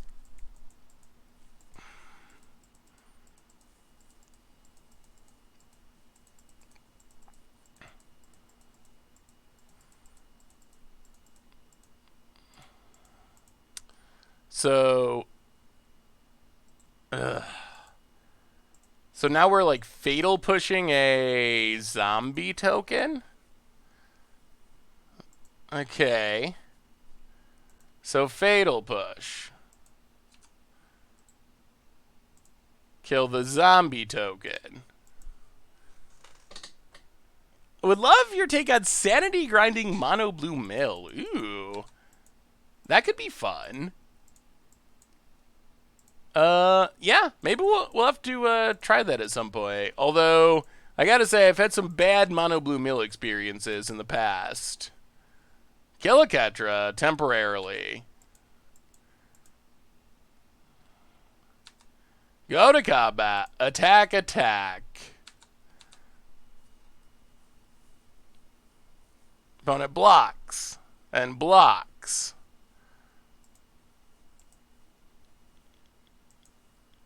Well, there goes our Shinobi. Pass the turn. Oh, Ketra's going to be coming back. It's going to return. You know, if you had a creature Teferi, you'd be able to flash in Baby Teferi. That's true. Wow, opponent's just got all the Ketras. That's for sure. Opponent. Passing. Well, run out. Ice-fang code will draw a card.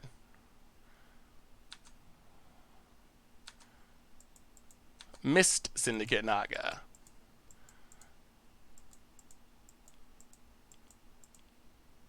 I'll play Vern Catacombs. Creeping Tar Pit.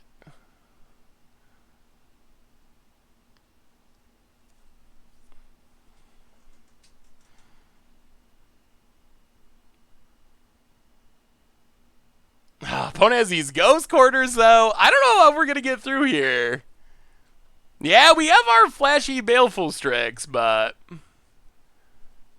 yeah, Ketra does look like it should be able to deal with flyers. I'll give you that. Yeah, our second Shinobi would be nice. Opponent in the tank.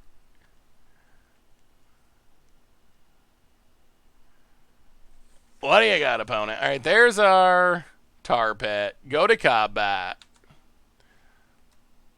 Attack, attack, attack.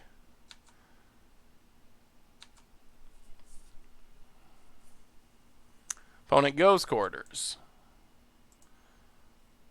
So we will get a land.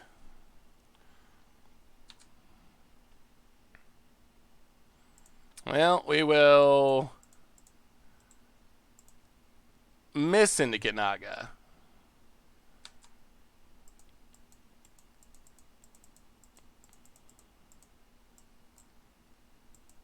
All right.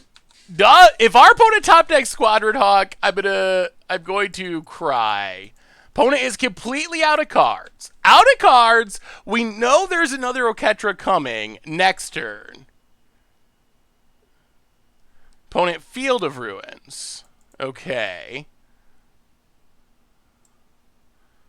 Well, we grab a land. Cracks the clue. Opponent.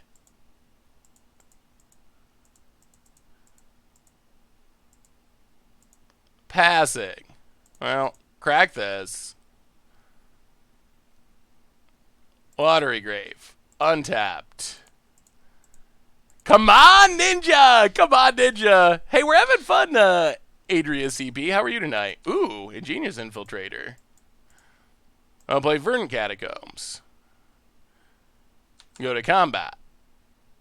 Attack, attack. Attack, attack. Ooh.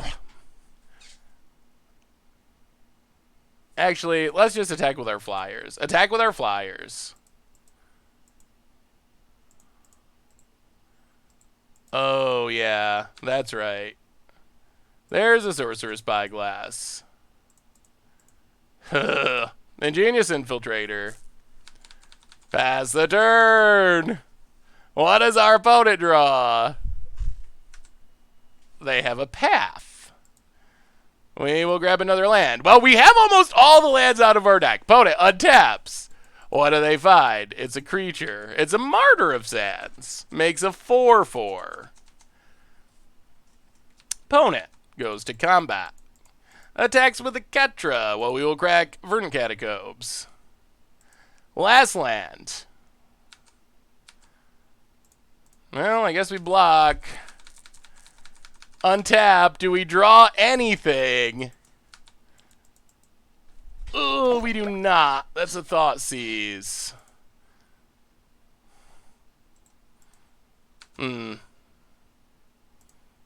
Yeah, and that looks like they got us. Oh boy. Oh boy, oh boy. Deadkey! Welcome to the Fishbowl. Thank you so much for your subscription. Big soups here for our new subscriber. Well, I guess if we're going to lose, we might as well get janked out. And we've definitely gotten severely janked out. Opponent Martyr of Sands. Makes some more dorks. Goes to combat. Attacks. Well, we'll block. I guess we could draw one of our 3 Dead of Winters to potentially stay alive. Fatal Push. Well, that would have been good turns ago, but too little too late, and... Oh boy! Oh boy, oh boy! And... Ay! Getting janked out like crazy! Whew! Well, I mean, a Ketra, I guess, was kind of sweet there. Feel a little unfortunate with how that played out, but... I've been playing for just over a year, still learning. Appreciate all the information. Yeah, awesome to have you. Arcane Adaptation should have the Leyline clause. That would make Arcane Adaptation a lot better, that is for sure. Before we go on to our next round, a reminder that our sponsor is Card Kingdom, and if you're looking for any sweet new M20 cards, yeah, get them over at cardkingdom.com. Even grab a Saffron Olive sticker if you are interested. So thank you to them for supporting the show. Huh. Well, this has been an interesting league so far. Interesting. Yeah, Card Kingdom pretty sweet, for sure. So, yeah, I don't know. Oketra looked good in our opponent's deck, I guess. I'm not sure how it would look if they were playing against... Like, that's kind of the problem with the Martyr deck. It looks good if you're playing against a fair deck. But I'm not sure, looking back on that, when you're playing like a bunch of Pass and Ras and Squadron Hawks and Oketra, not sure how that actually competes with anyone who's doing something unfair. Maybe someone said before we started, maybe ninjas would be too fair, and so far we've been too fair for the unfair decks, but not fair enough for the fair decks that just play Oketra and do that stuff. Well, this actually looks like a reasonable hand. Turn 1 discard, turn 2 ice-fang Kodal, turn 3 Mist Syndicate Naga. Actually, if we're going to do that, we're going to have to shock ourselves, aren't we? I guess that's fine. All right, Vern Catacombs, crack it.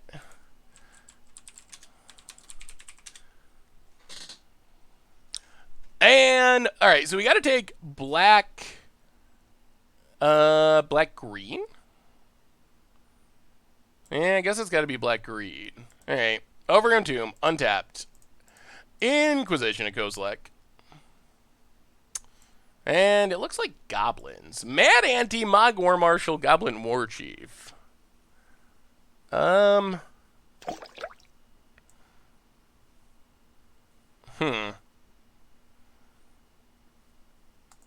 Well, take Mog War Marshal, pass the turn. Well, we are ready to go with our ninja plan, hopefully. Fatal Push is good. Snow-covered island, go. Hey, good game, Tumbrar. That was a interesting take on Martyr Proc. Definitely looked pretty good against our fair deck. Game 1, those Squadron Hogs. When you do that last one, that was pretty brutal. Well, ninjutsu. Get in. Hit our opponent, make a copy, pass the turn. Oh, we have a new sub. Tanos with a gift sub to the Asian Avenger. Welcome to the Fishbowl. Thank you so much for your subscription. And Tanos for the gift sub. Big scoops here for our new subscriber. Can you give a shout out to my brother, Not Mason? He always asks you to shout me out because I'm a big fan, but tonight I want to return the favor. Well, Not Mason, shout out to you. Hello, hello. Opponent, Lightning Bolts, Blood Crypt, tapped. All right. Well, this one's looking like it's going kind of easy. So go to combat, get in, make a copy. And I'm feeling a little bad for goblins. Ugh. I'm feeling just a little bad. Tarmogoyf, Prismatic Vista. Well, this is our deck spiraling out of control, which is impressive. Oh, don't worry, Crib.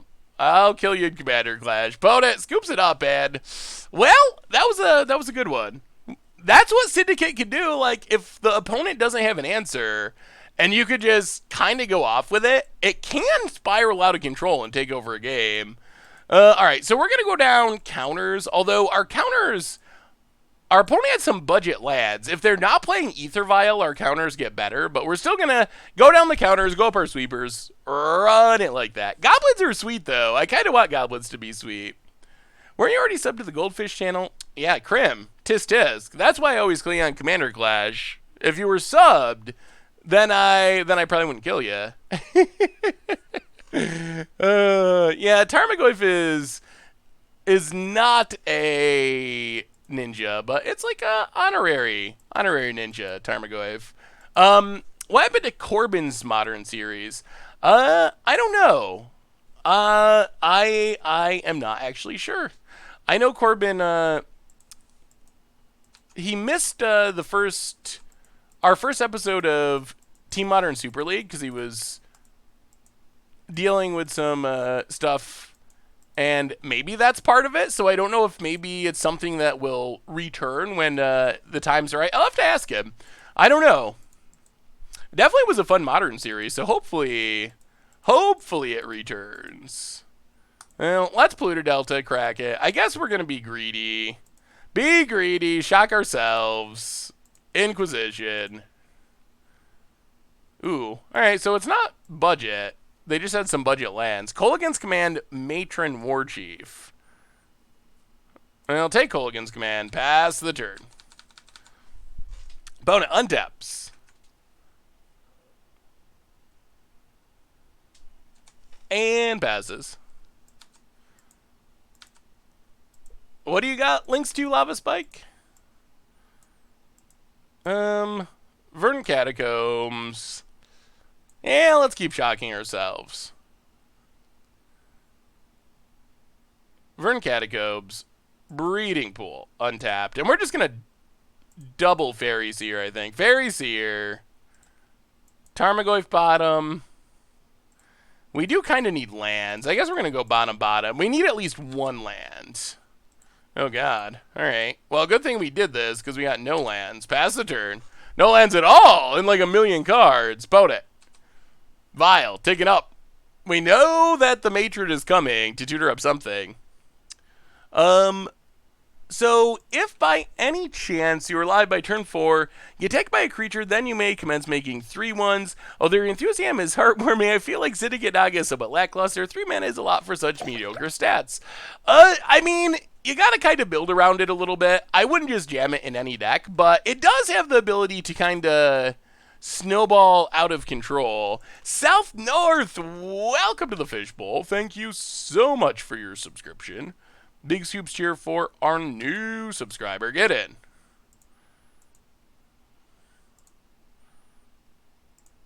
Well, we cried a lot of cards to the bottom, too. 4 non-lands to the bottom.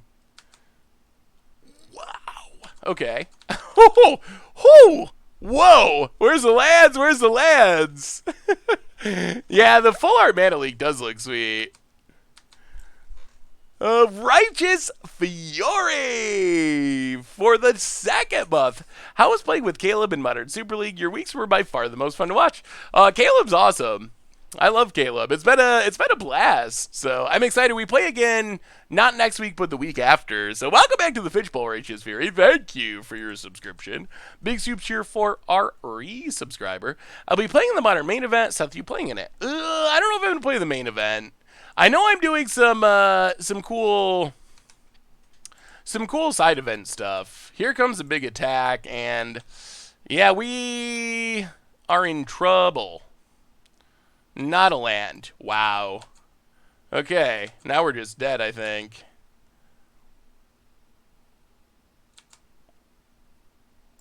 Okay.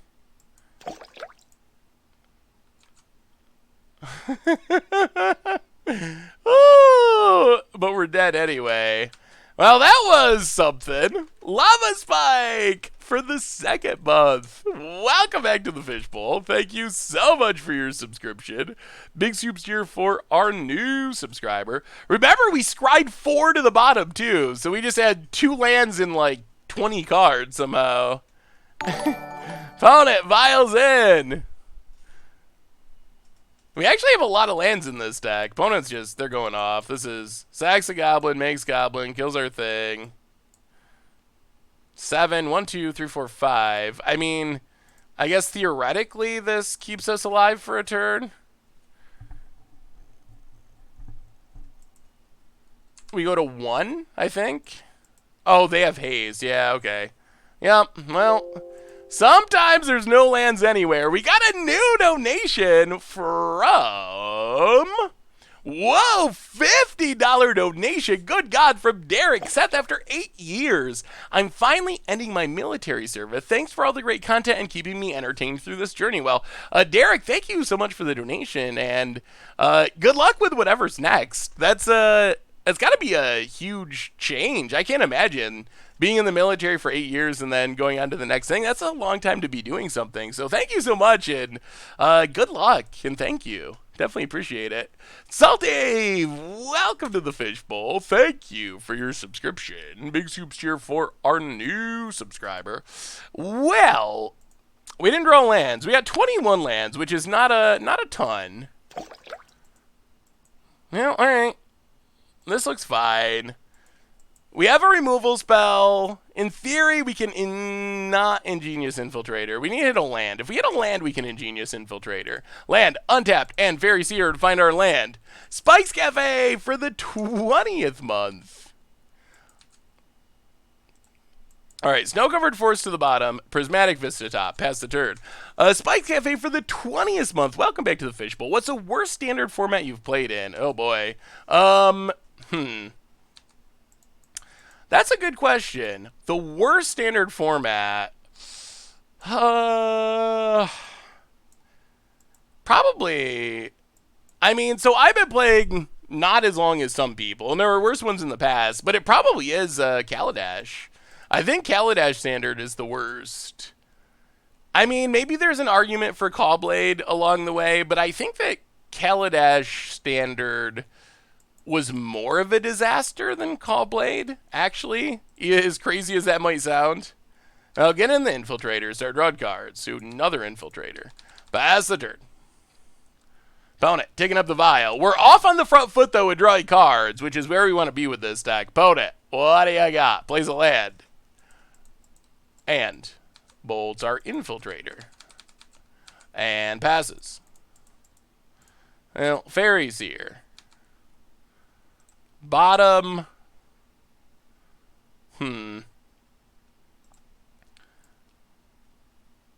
Bottom. Fairy Seer.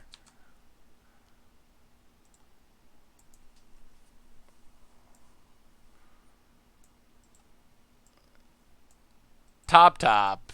Snow-covered forest. Pass the turn, see if we're dead. Opponent, taking it up. Hey, what's up, MSC Jake? How are you tonight? Good to see you, good to see you. What was the worst standard that you have played in? Because I'm sure some of you were playing standard longer than I have. What is the worst standard that you've experienced? Because I know, like, original Mirrodin, pretty bad. Would probably be on the list. Well, Snow-covered island, go to combat. Attack.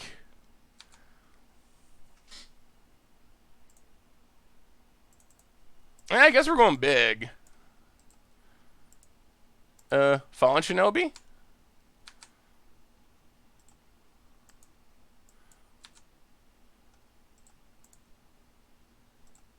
And pass the turn. Alright, steal the War Chief. Mirrodin, nothing can beat Necro Summer. Oh, that's old school. Mr. Stay Puft for the second month. Yeah, we're ninjing again. Welcome back to the Fishbowl. Thank you so much for your subscription. Big scoops here for our new subscriber. Hey, Tracy, how are you? Doing well. Ooh, ringleader. All right, here they go. How many do they draw? Oh, the whiff! Oh, our poor opponent. We've had that happen to us, though. So, opponent, combat. Now what, opponent? Now what? We got a Shinobi. What do you do? Opponent passes. Okay. Ingenious Infiltrator. Well, go to combat. Attack.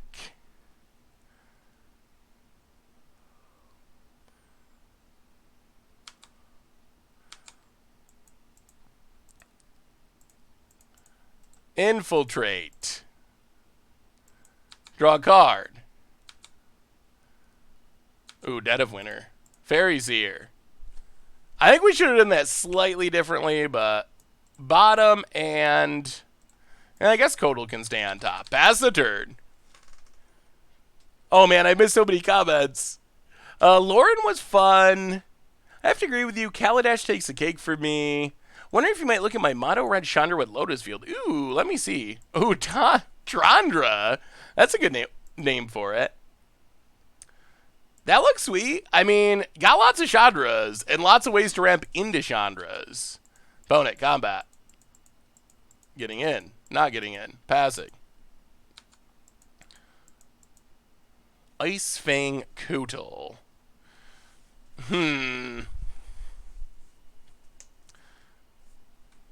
What is our plan now?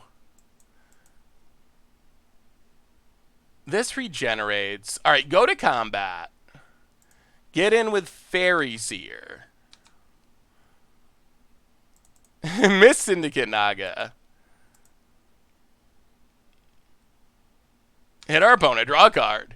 That looks like a fun idea of a deck. Make a copy. We're going off. Add. Draw. Another Fatal Push.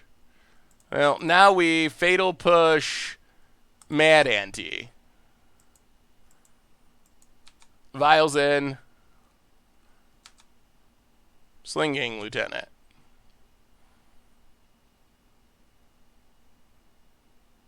Sacks it. Alright. Well, hopefully we don't die somehow. Opponent untaps. Vial. Only one card in hand. Is there any way this could go wrong, or are we safe? The Lord is gone. Opponent. What did they find? 2 cards it had. So what is the best standard you've... Oh, Matron. Wow. Well, Matron is always your best goblin. That is always a goblin you want to draw.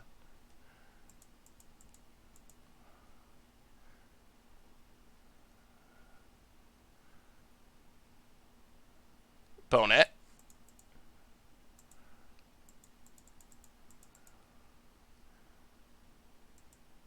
Oh, it's going to be close. Gets a Fashilic Mons. Oh, my God. Does this kill us?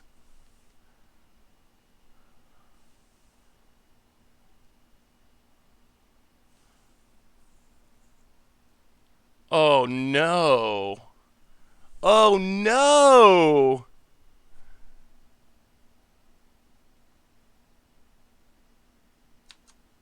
Oh, okay.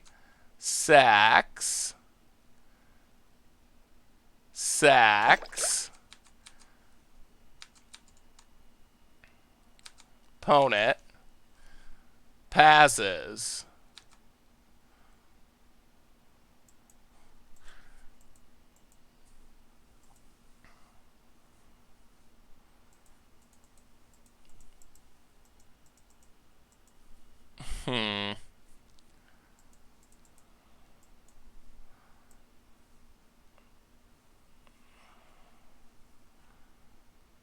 I'll go to combat. Attack.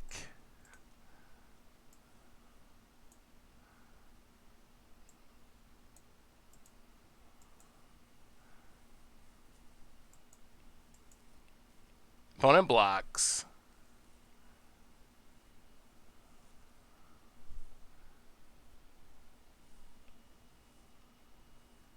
Yeah, we're going to have to Wrath this turn. We don't really have any choice but to Wrath. Blocks and blocks.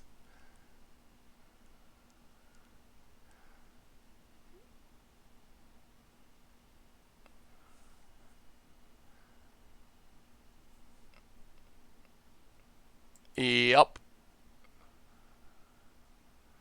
Sacks, pigs. Kind of like standard before war. What do you think of current standard? Sacks. Pings.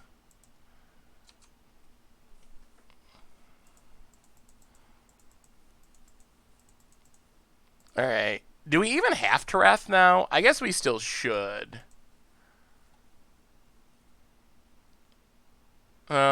So... Play Verdant Catacombs. Dead of Winter.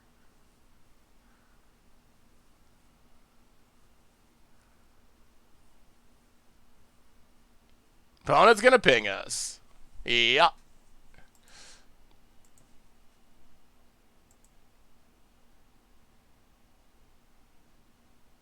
Ping us. Well, the board is clear for the time being. Build a brew inspired by your latest combo video. Any thoughts? Ooh, let me see, Kanamis. Opponent, ping, ping, ping. We're down to 8. The board is clear. And we will pass the turn. What does our opponent have?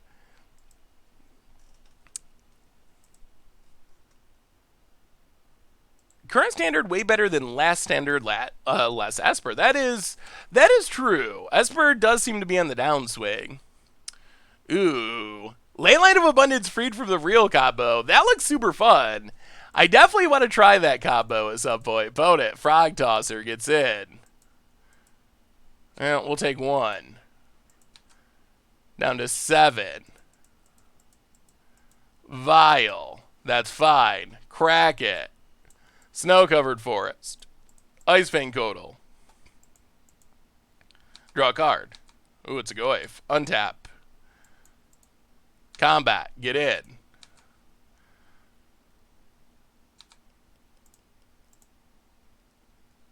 Put down Ingenious Infiltrator. Yeah, I like the idea of that combo deck. It definitely can win quickly. I think that's the biggest upside. Tarmogoyf. Fairy Seer. Well, bottom. Polluted Delta. Go. All right, opponent's down to 11. Can we close it out against the goblins? Mono green really good at the moment. That's my jam. Yeah, mono green. Have you been playing the new Nissa? I think the new Nissa is really good and underrated. Oh, I'm feeling I'm behind on the comments. War put enough planeswalker removal to deal with Teferi. Yeah, I mean, there are a lot of planeswalkers seeing play, but Teferi itself seems to be on a bit of a downswing. And it's going to rotate, so that's always fine. Magor Marshal, sure, that's not going to kill us. Opponent. I don't think they have Goblin Grenade, but we're not going to chance it. Opponent passes. Go to combat. Attack, attack. Opponent blocks, and blocks, and blocks. Well, let's ice-fang Codal.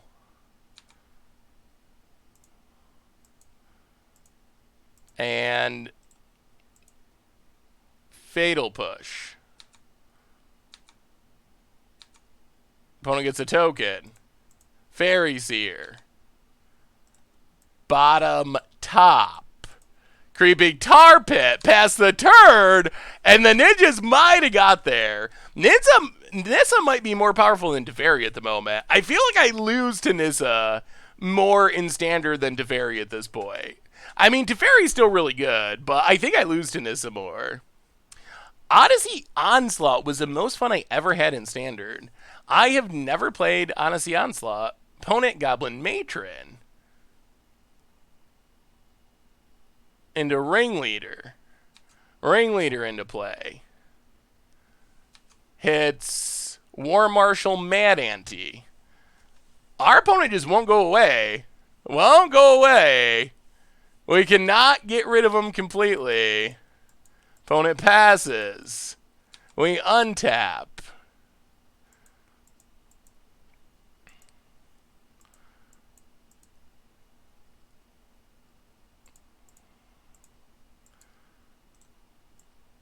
I'll fire up Tar Pit.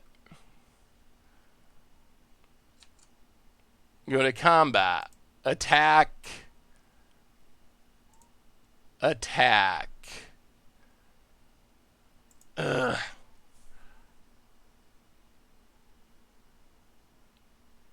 Alright, attack, attack.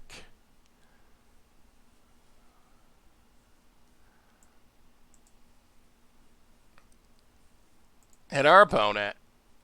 Down to 6. Tar Pit. Pass the turn. Would Changeling Outcast be considered for the ninja deck? I assume Fairy Seer was just better.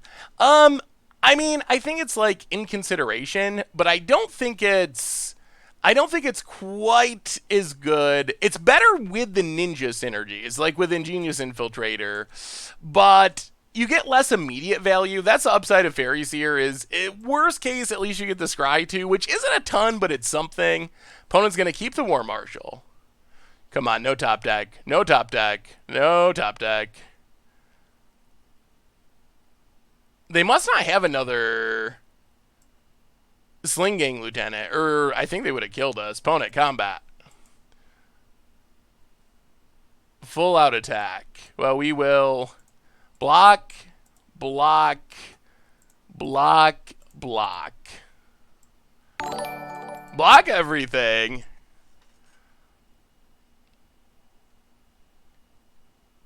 Opponent. We have another new donation. So many donations tonight. Vials in. Mad Ante. Alright,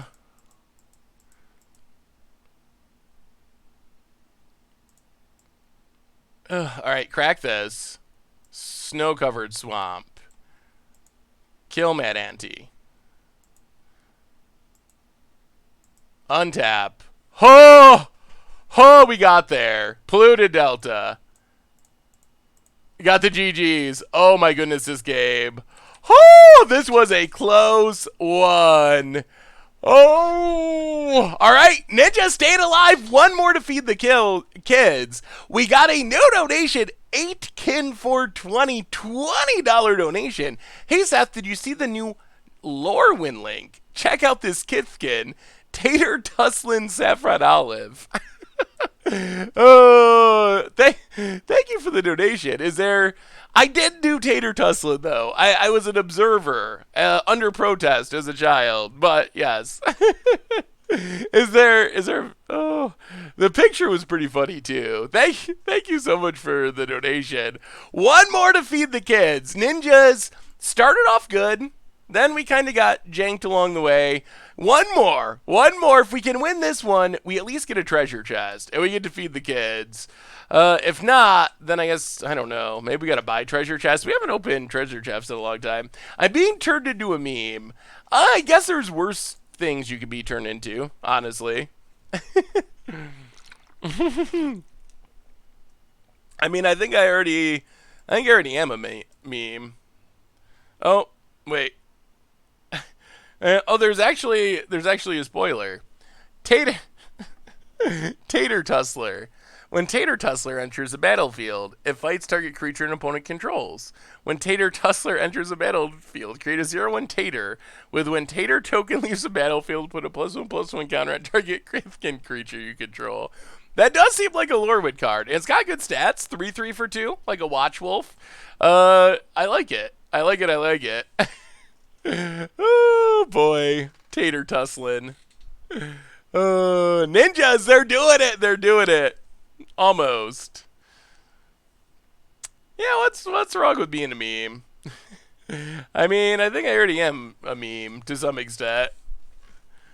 The meme life is a good life. I've been running Snow Control deck lately. Wanted to share it with you, though maybe it's closer to Crimspace style. Ooh, does it have Teferis? If it has Teferis, then it's closer to Crimspace style. Ooh, all right. Turn 1 Fairies here. Turn 2 Ingenious Infiltrator. Got him. That is the dream. Tolarian Christmas Party. That looks very much like a Crim deck. It does look sweet though. ice-fang Kodals, Teferis, Karns. Karn's pretty busted too. Fairies here. We really would like it to live. Bottom. I guess we'll keep the second one. Pass the turn. You can rest easy knowing your meme hood is only a product of the public's adoration. Oh, well, that's a good kind of meme. Have you considered changing Outcast in this deck? Count as a ninja, maybe. It's something that is in the conversation. You could definitely play it. I don't know if it's better than the other 1-drops that are available. Ooh, we're actually going to get in a ninja hit. That's sweet. Opponent passes. We untap. Snow-covered swamp. Fairies here. Attack. No blocks. Pick it up, put him down. Ingenious Infiltrator.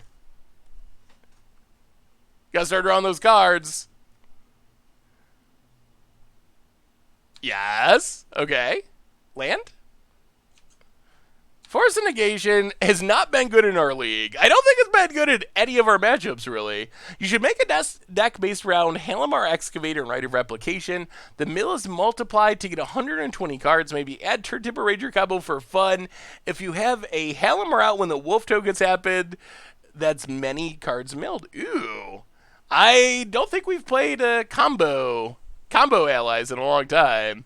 That would be fun. Oh, it's slivers. That's what's happening. Potent.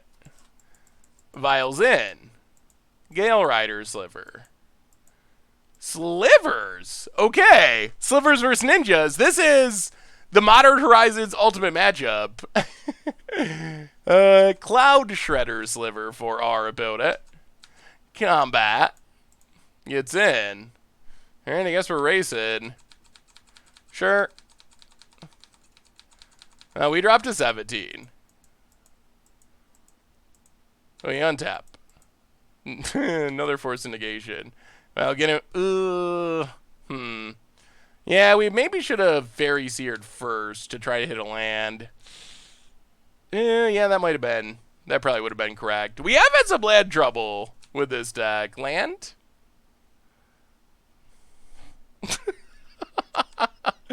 Okay. Well, that's what I would call all 3 copies of Force of Negation in a row.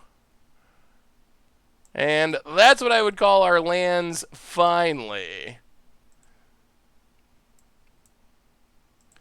Alright. Well, pass the turn. Force of Negation has felt really bad in this deck. I do think it's just a product of the matchups, but it has been the card we want to draw least basically every single match we've played. Opponent plays a Swamp. Puts a Sinew Sliver. Follows it up with a Sedge Sliver.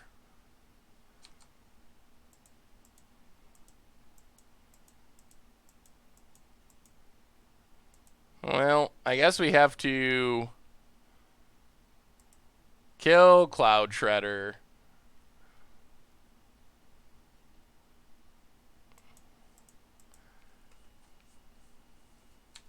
But I still don't know what we do from here. Opponent gets it.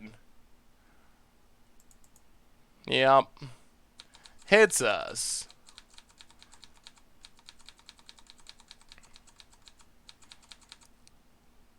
Down to 14. We have a million Force and Negations in hand. Well, Verdant Catacombs. Crack it.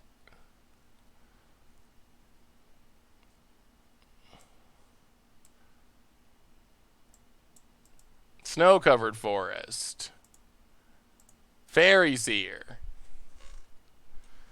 Oh, yep. We gotta sideboard these forces out as quickly as possible. They're so... Oh, my goodness.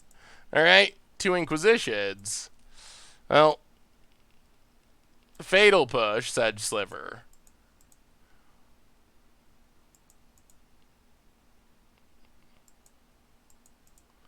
Which lets us attack with Ingenious Infiltrator. And maybe draw a card. Oh, I would love if we had the chance to Force a Negation something. I would have loved to force the Vial, but we drew all 3. None of them were in our opening hand. We drew all 3 in a row from like turn 2 to turn 3 after the Ether Vial was in play. Does Slivers play any non-creature spells aside from Vial? I don't think so. There's a chance there's like a random removal spell, but for the most part, it's 100% Slivers. Why did you top Verdant and crack it for a forest when you could have just topped the forest? Because wanted to trigger Revolt to kill the Sedge Sliver, and when we had put it on originally, we didn't know that there was going to be a... Ugh. Oh my...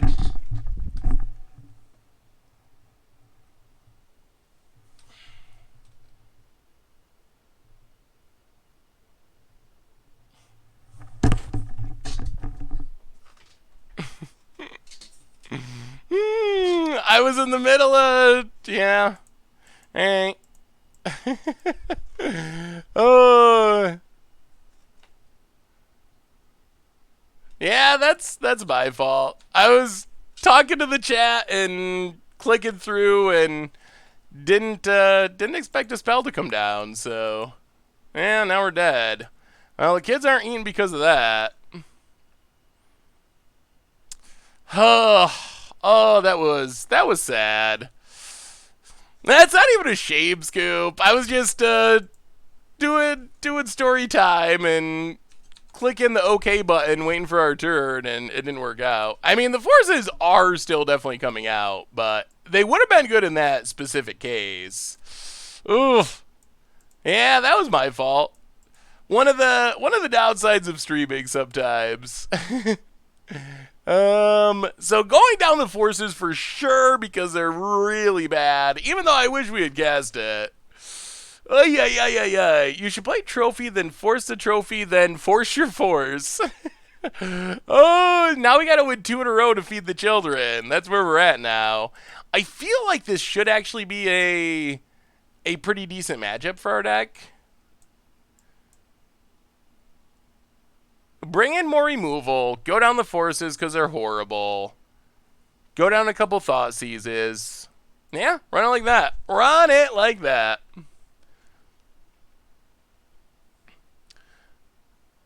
Oh, all right, JoJo. We'll try. We'll try to win these two. Well, our opponent is apparently playing a non-sliver spell.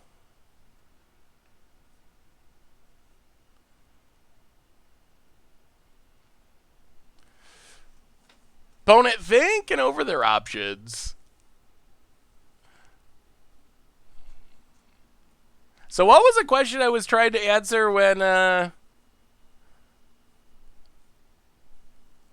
was a question I was trying to answer when that came through. Ugh. All right. I mean, we got to keep this. We have Scry too. If we hit a land, it's really solid. We get to Scry 2 to find a land. And that's where we're at. Fairy Seer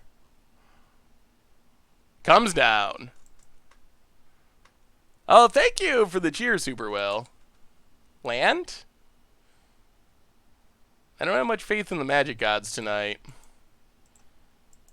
Alright, well, we get one more look at it. Oh, no. Oh, no. The question was, what cards are you planning on forcing? Oh, boy. Fairy Seer was in my top 3 favorite cards until this turn. Now, if we don't draw land, it's fallen very far down the rankings. Opponent Forest. Well, we put 2 non-lands to the bottom. Alright. Well, technically that's a land, but it's our second island. Oh, I think that's our only other island in our deck. Okay, pass the turn. Opponent untaps. Land of another. I should have been more specific. We don't just need an island. We need. Oh no, cavern, and now this Mana League's dead. All right, opponent. What do they got? What do they got?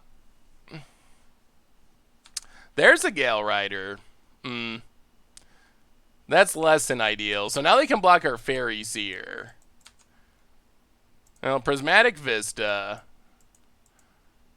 Go to combat. Attack.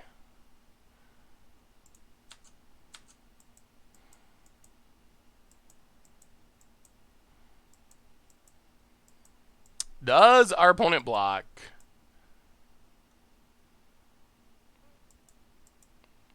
Ooh, they don't. All right. Crack Prismatic Vista.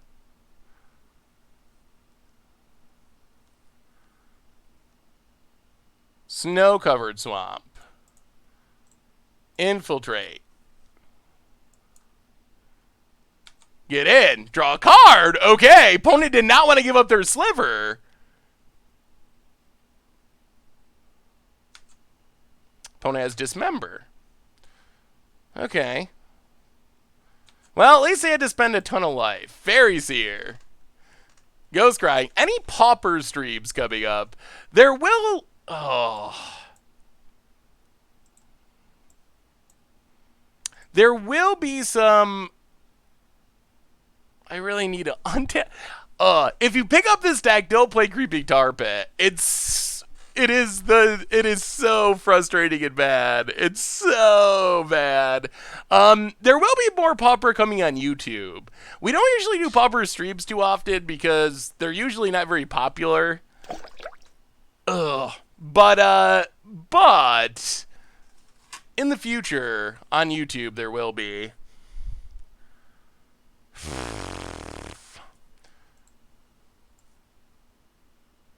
I mean, this does get us our mana eventually. It guarantees we don't get our mana. It guarantees we do nothing next turn. But if we...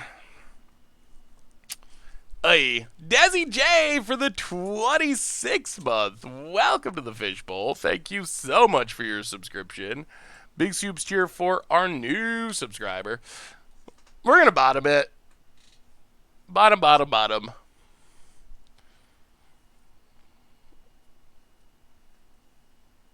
I don't know if we can afford to just take next turn off and do nothing. That's the issue. The Sliver deck can get out of control really quickly. So just knowingly taking a turn off, pretty risky. Opponent cracks Verdant Catacombs.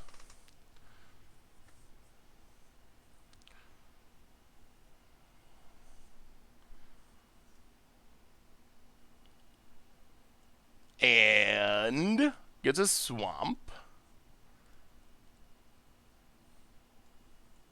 And Gale Rider Part 2.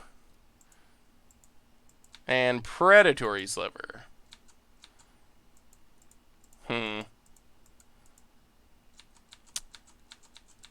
Well, now we might just end up dead of wintering anyway, by the looks. Yeah. Alright. Well, maybe we should have kept it. We drew a green card that we can't cast. There is a cost to being a three-color snow deck that is not playing Arcum's Astrolabe. I feel like maybe this deck... I wonder if it can play Astrolabe to make the mana better. Because you're fetching out all these snow lands, and then you do get stuck sometimes with just being mana screwed. What does our opponent got? Oh, no! Flashbacks! Cloud Shredder, and Sedge Sliver. That's a lot of hasty damage. Can't deal with it. Oh, well, I think we might have punted this one away. Yeah, Astrolabe is definitely not on theme with the tempo aspect of the deck. But it would be sweet to be able to cast our spells. Not being able to cast your spells also doesn't necessarily work well with the tempo theme of the deck. Oh, Fairy Seer. Ghost Crying.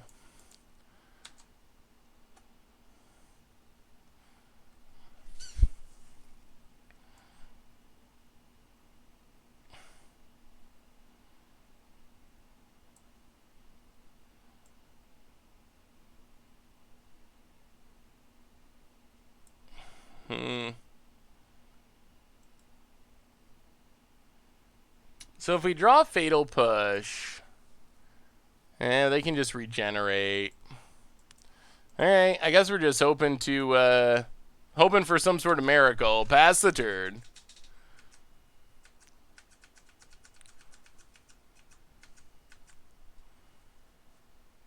Yeah, looks like you might be hungry, JoJo. Well, let's see if we can get to untap. There's a decent chance we just die here to Hasty Slivers. Opponent uncounterable.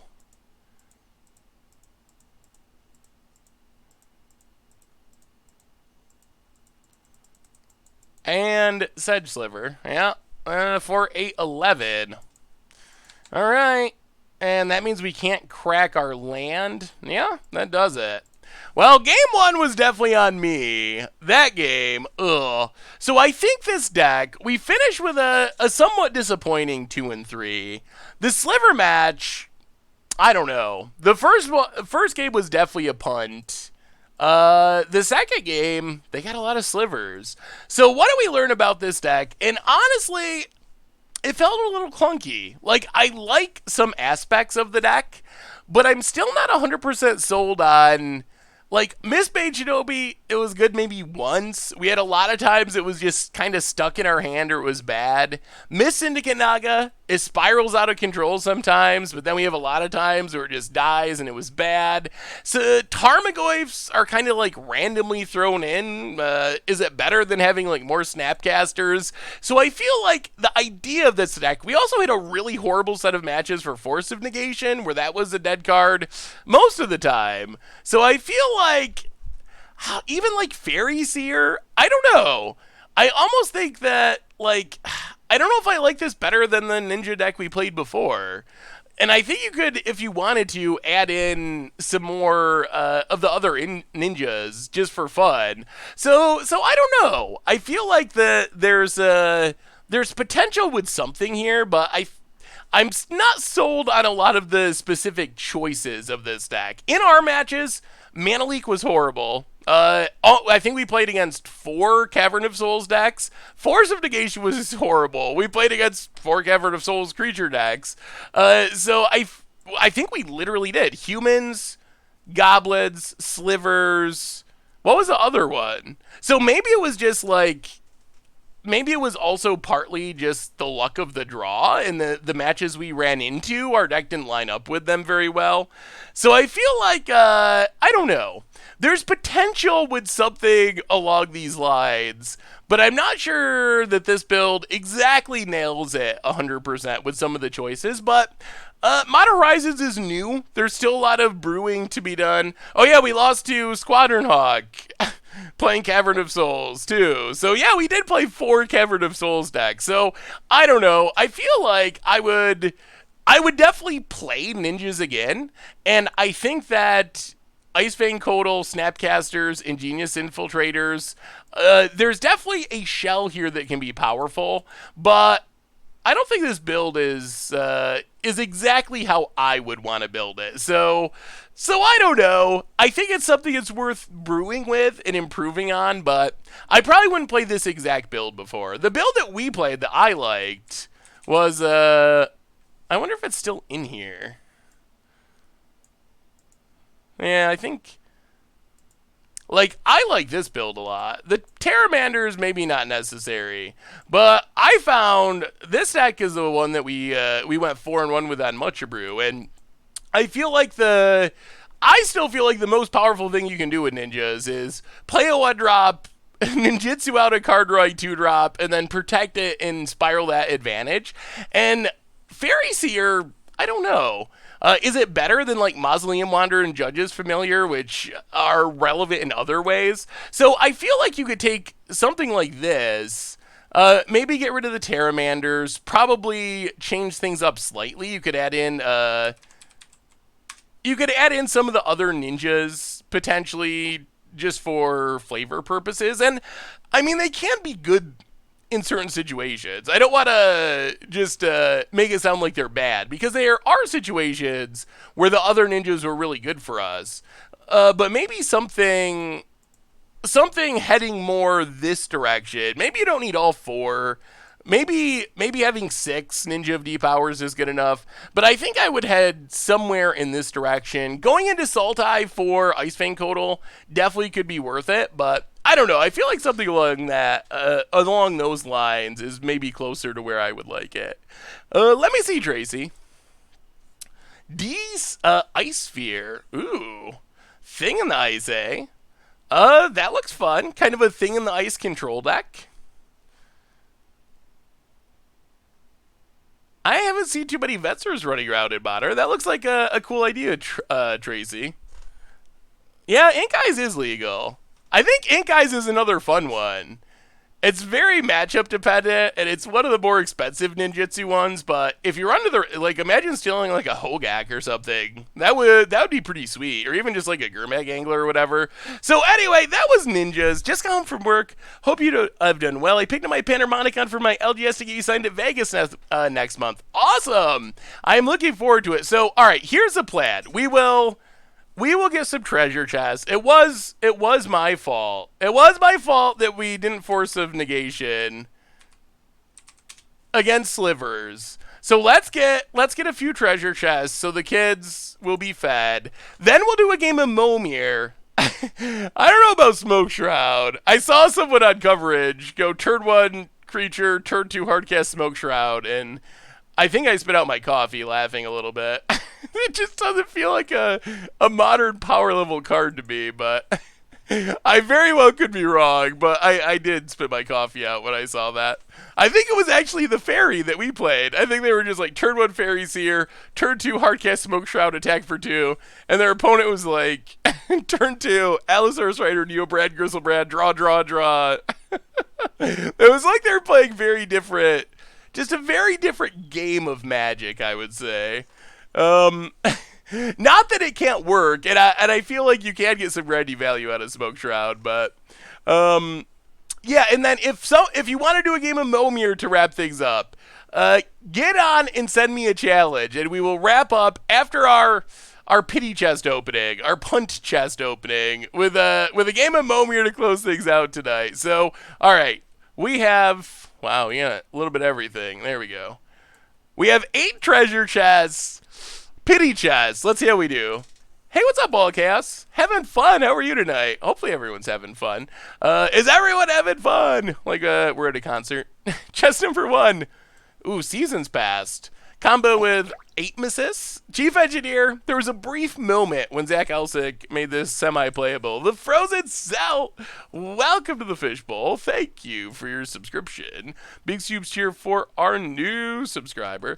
There was a meme of you on Facebook with your face on Bruce Campbell in Evil Dead 2 movie. Oh, I think our editor Matt made that one. Welcome to the Fishbowl, Frozen Cell. Thank you for your subscription. Big Soups here for our new subscriber. Number 2. Oh. Ooh, LED. Oh, LED. There was a time when LED was worth so much. Like, I mean, I guess it's good that it's not worth that much anymore. Right now, LED is $1.33 on Magic Online. But look at this. Look at the old days. There was a time. Wait, why is this only showing?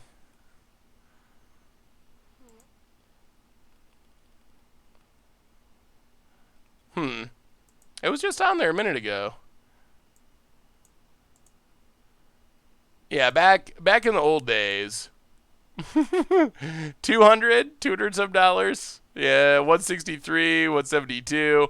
So back then it would have been a good open. Also, Goblin Shade Whirler, sweet but rotating. So yeah, send me a challenge if you want a bow beer to wrap things up tonight. Chest number 3, Hamlet back Goliath. Kind of a good commander card. Can get really big really quick. Rise of the Hobgoblins. I guess an okay commander card. A sweet card, I guess. You can make a bunch of tokens. And some play points. Well, so far, no high value opens. Next, on our list, we get... Alright, Commando's Echo. Alright, Commander's Echo. I'm going to accept the challenge, but then I'm going to finish opening the chest before we start playing. So just bear with me for a minute as we finish opening the chest. Royal Assassin, a classic, along with 15 play points. Halfway through, what do we get? We get... Janky Mirrored Artifacts. Summoning Station. Don't think I've ever played it. I mean, I guess you could potentially make a... Wow, it makes colorless non-artifact tokens. I guess there's probably some combo where you can make infinite tokens if you can keep having... Like, if you threw this into Heartless Summoning Mirror Retriever loop, you could make infinite tutus.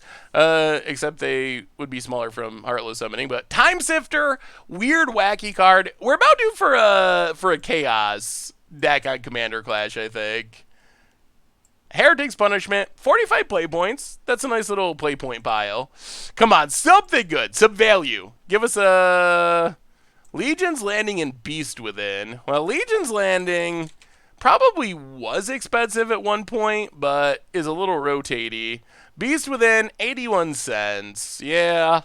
Well, one to go. Can we get anything good? We get Deranged Outcast, Scion of Una. Is a good fairy lord, but not really valuable. Well, I guess we deserve that for that punt.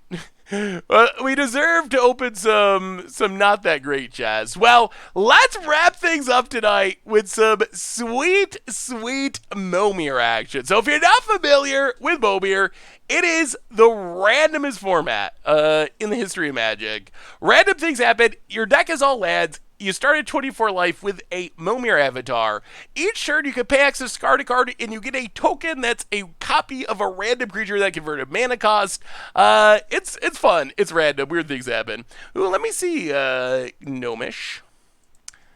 Anticipate Mana. Ooh, the Leyline of Abundance, Birds of Paradise, freed from the real deck. I think that looks pretty sweet. We get a... Ooh.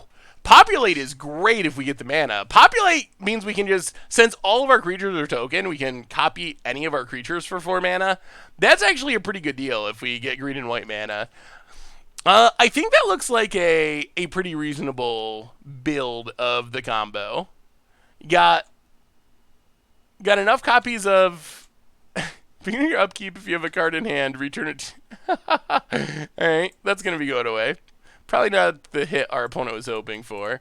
Imaginary pet. Actually, I think we gotta skip. Yeah, we gotta skip our 3-drop. Pass the turn, so we get up to 8 mana. Pass the turn.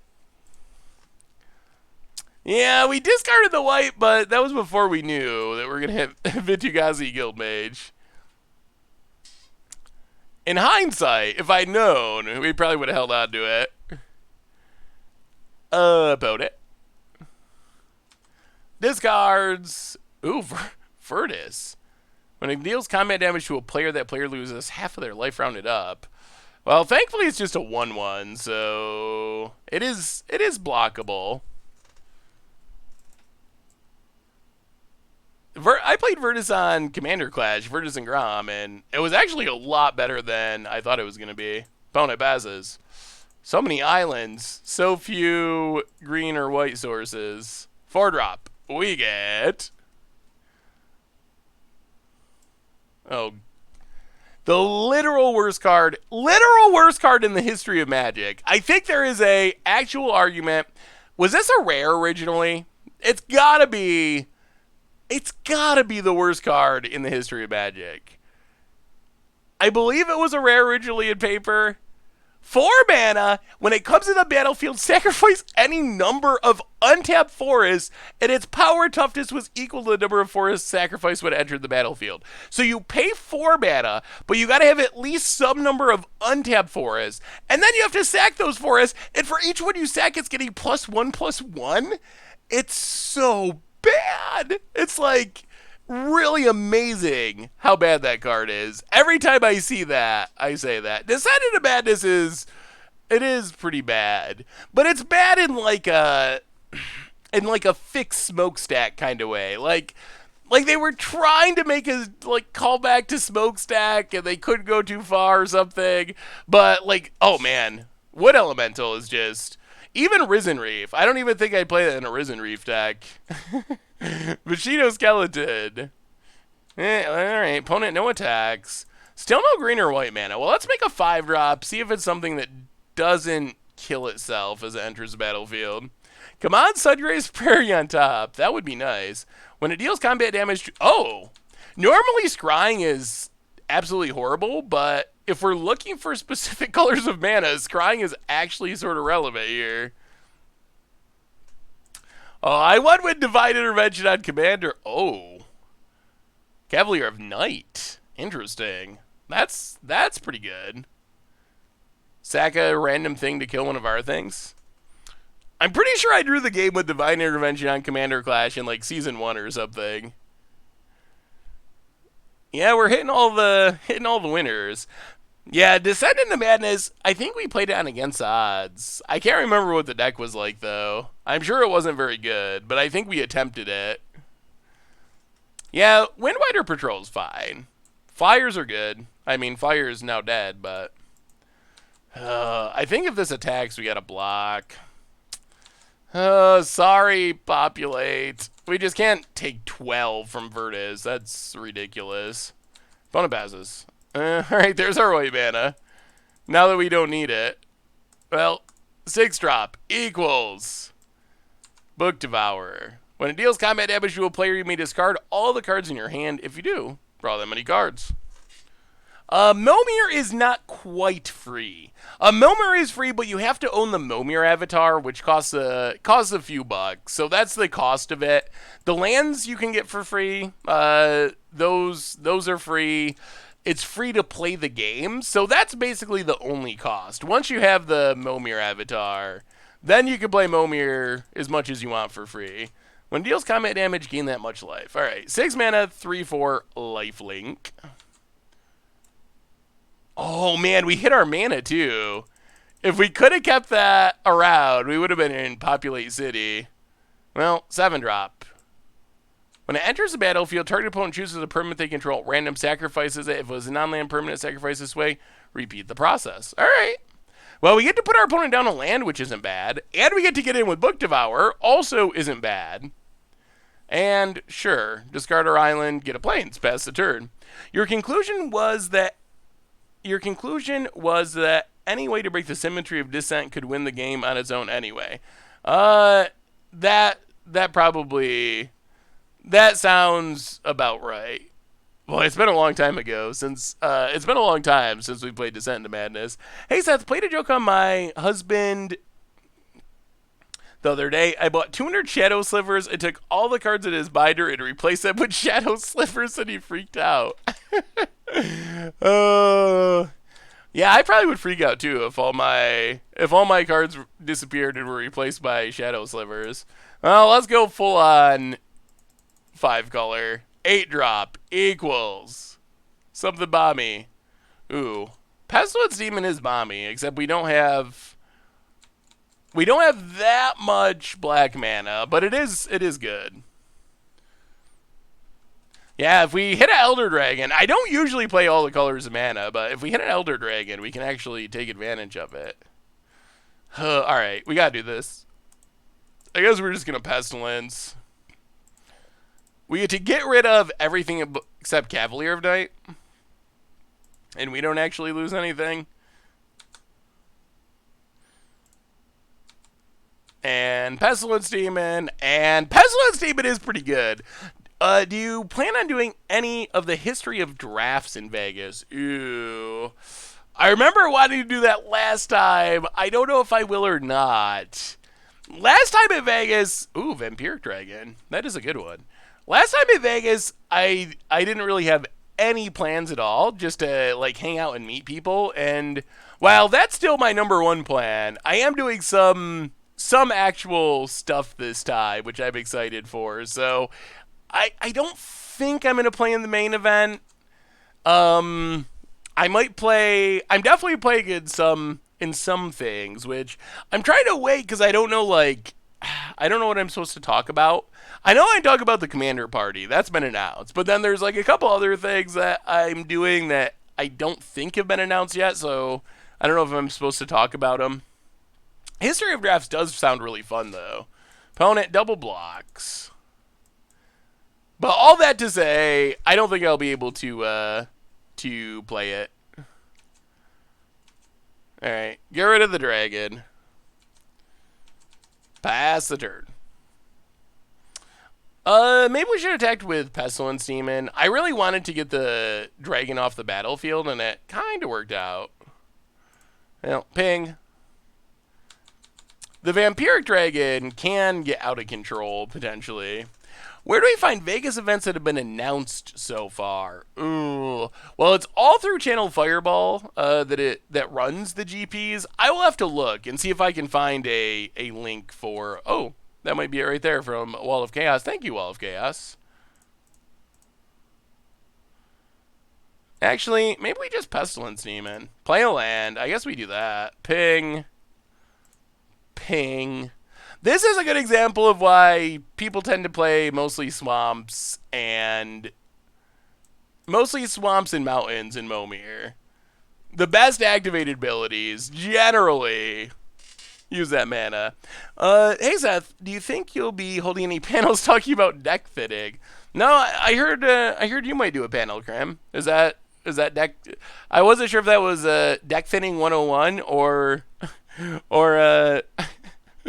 or I love Teferi, how about you? That's probably not quite the proper name, but it's got to be one of those two topics. Or maybe you put them both together. How to deck thin in your Teferi deck. The value of deck fitting and Esper Control with Professor Crib. Probably better known as Asian Avenger. I never get Phage still. We're wrapping up with a game of Momir tonight, Nate Fennelly. It's the randomest format in Magic. It's also pretty fun. It's fun, it's random, and it's a nice relaxing way to close out the stream. Did any of you play Momir with Planeswalkers on Arena?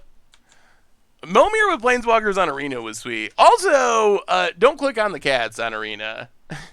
Apparently, some people have been banned for clicking on the cats.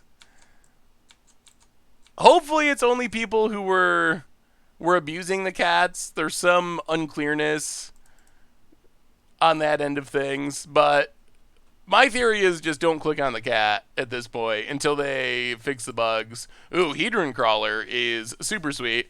And opponent got the Nam Nam. Nam Nam Cobra. I liked having the Planeswalkers in it. I thought it was fun. Can I invite you to my wedding coming up October 2020? Sure, Wall of Chaos. Send me an invite. I mean, I guess where in the world you are will probably determine a lot of my possibility of actually making it there, but I would love to be invited to your wedding. What is the best way to run Black-Red Goblins in Modern? Ether Vial, Gobbler Ringleaders, something along those lines. Clicking the cat can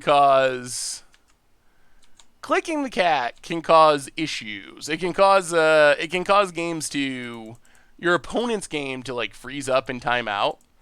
It is supposed to be fixed, but until it gets fixed, like the idea of banning people is just banning people who are abusing it. But some people who've been banned said like, I didn't know it was a bug. I was just like clicking on it because my opponent was comboing. Whether or not you believe who you believe in the scenario isn't really relevant. But my advice would be just to like be careful with the cats until they fix it, because if you click on it too much, you could end up getting banned, even though the goal is to only ban people who are doing it maliciously. Oh, Sashi's good. Sashi, that's some mana production for our opponent. Double ramp. Wait, is this a... Oh my... No!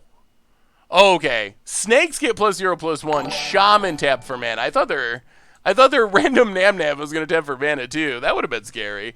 We have a new donation. Another new donation. Goblin Commando, 2 damage to any target. Well, see you later, Nam Nam. You're out of here. $2.50 from Zunu. 360. Hey, Seth. Will you come to any European events anytime soon? Love watching your daily videos. P.S. Girlfriend loves your hair. Well, thank you, girlfriend of Zunu, for the compliment to the hair. I do think I have pretty nice hair, so thank you. European events, I don't have any scheduled. It's ooh, engulfy. All right. It's definitely possible that it happens eventually, but I don't have any European events scheduled at this point. But it would be sweet to someday make it over there and get to meet all the European fans. Yeah. Championess Stray Souls is a card that doesn't actually do a whole lot in Momir. And this Engulfing Slagworm, basically he couldn't just wreck us. When it blocks or becomes blocked, you destroy the creature that is blocking it, and then you get to gain life equal to its toughness. So it's basically unkillable in combat. Opponent.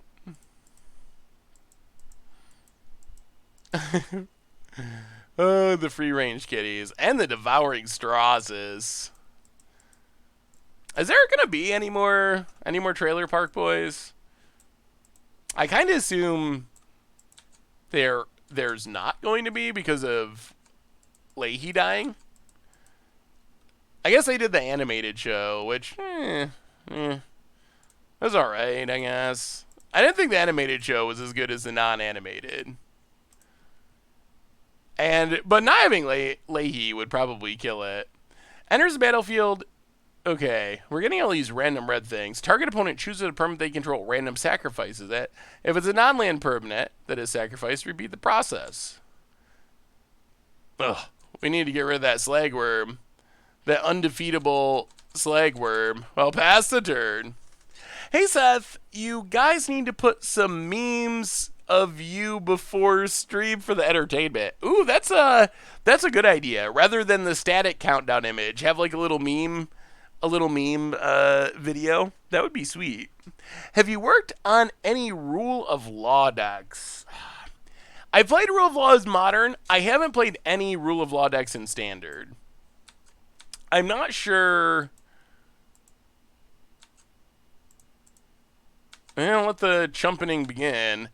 I'm not really sure if there's any pieces to combo with it in Standard. I haven't found any. I think it could be good against certain decks. Like, obviously, he shuts down Arclight Phoenix, so it could be a good sideboard option. But I haven't really figured out anything specific to do with it in Standard at this point. Oh, the Strasses. Yeah, Strasses is sweet. That explains... Is it a demon? I was going to say, that might explain your never-ending love of demons, Grim. Just the Strasses. I mean, my first deck I built was this Eon Storm charge counter pile of janky synergies, and it was basically an against the odds deck. And I've been doing the same thing ever since. Just like trying to put the janky puzzle together and make it work. I think it's kind of true that what you play when you first start playing Magic, at least for some people, like it kind of sticks, and it's what you play years later even. Oh, Guardian. Yeah, Guardian's not gonna do it, boy. Oh, this has trample, so block here. We're just like locked into infinitely chumping the Slagworm until you get like Hoverguard Sweepers or something. Blue-black horrors. Ooh, Psychotog. That was pretty good. Psychotog, or wait, Tracy X, my husband asked me to ask if you worked on the Sliver Reanimator deck. I have not worked on Sliver Reanimator yet. It's still something that I want to play. Maybe now that Hogak is, well, we got crushed by tonight, but maybe now with the Bridge from Below batting, maybe there'll be a little bit less graveyard hate, and it'll be time to make it shine. If you have Rule of One play and the blue artifact, you can pay one, bounce a creature to your hand. If you do it with Simic Mistake, you can counterspell every spell they cast. Ooh, okay. So, get down Rule of Law, Vampiric Dragon. Oh, not looking great. We're going to need Bounce Kraken or Hoverguard Sweepers. Opponent attacks. We will block and block. We lose our Hedron Crawler. Alright, this is our spin. Yeah, that sounds sweet. Yeah, the portal, personal portal or whatever it is. That could be a cool way of going about it. Ugh, Bloodfire Claws is not quite good enough. Ugh, pass the turn. We might survive one more turn, maybe. The Etch Brewer for the 5th month. Hey, Seth. Hey, Grim. Love your stuff. Check out my new blue-black zombie tempo deck. It got some spice from the new sets. Lots of card draw. Ew. Well, thank you so much for your subscription, the Etch Brewer. Welcome back to the Fishbowl. Big soup cheer for our resubscriber. That does look fun.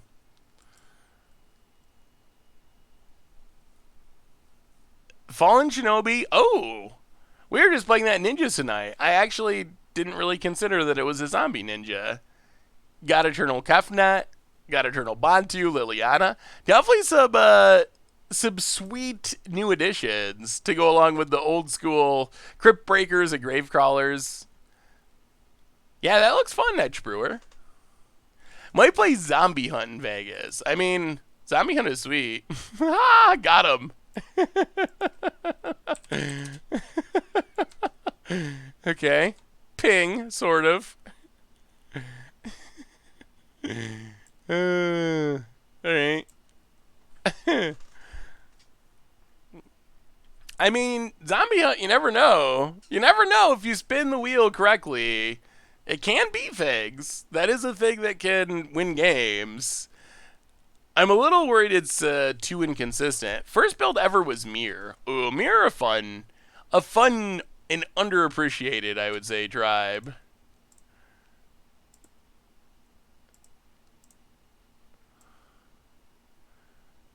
Ugh. Yeah, I guess it doesn't matter. We're just waiting and hoping to. We're just waiting and hoping to spit our way to a Bounce Kraken. It is more consistent with London Mulligans. Oh, Rebels. Rebels is like infamous back in. Was this like Masks era Rebels? First deck ever when I was a kid during 4th edition was Black Rats and Walls. It's always interesting to hear what people's first decks were. PETA. Well, this is it. Gotta hit that removal. We're definitely running out of time. Archetype. Hexproof. Well, I guess we're still not dead this turn. We're just locked into infinite jumping. First deck was Orzhov Life Gain with Needle Bite Trap. Oh, I forgot about Needle Bite Trap. My first deck ever was a Goblin deck. What was yours? First deck I ever built was mostly cards from original Mirrodin. And it was a charge counter deck that was trying to use Eon Storm, which I think, if I remember, was I think it was a 2-mana enchantment that you could pay 1 in a red and remove a charge counter to shock.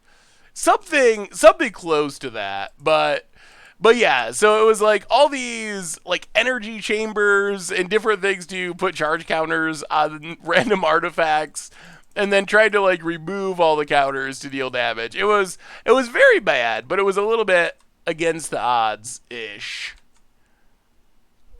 But that was a first deck that I remember building. Oh, Theros. Mono Green Heroic. I still think we might be going back to Heroic soon. My first deck was Green Stompy. Rancor for life. Rancor is the reason to play Mono Green. I actually saw someone 5-0'd with Mono Green in Modern recently. And it's pretty budget friendly. I guess it has Hex Drinker now, which is not cheap. It's that by itself is maybe almost $100, but outside of the Hex Drinkers, Mono Green is pretty cheap, and maybe it's making a comeback. Maybe I'll have to recreate the Eon Storm deck, or maybe not exactly recreate it, but try to recreate it with hopefully some amount of improved deck building skills compared to where I was in the past.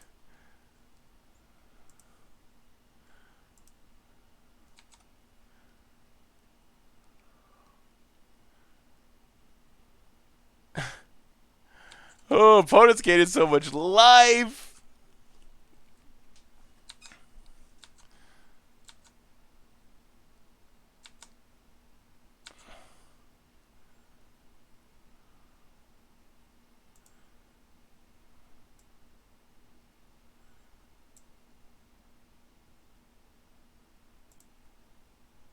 Oh, this is risky. Go to 1. Make a 7. Get in with Razakath. We still need to deal with this Slagworm. This Slagworm has just dominated this game. Do you think Risen Reef is good enough for Modern, potentially with Young Pyromancer, and actual use of Force of Rage? Well, I don't know about Force of Rage. I'm still skeptical that is going to...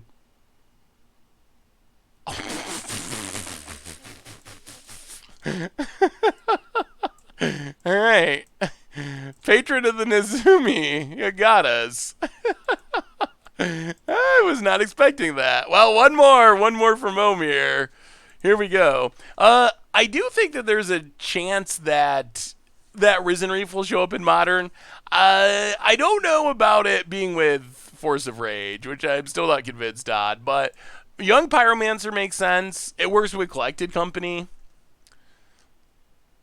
My husband's first deck was Slivers and Tempest, dude. Old school Slivers. Yeah, Slivers are a very fun first deck. And I think Slivers are a really good type of tribe to learn with because they all just do something. So it's really hard to build a completely not functional Sliver deck because they all just help each other. So...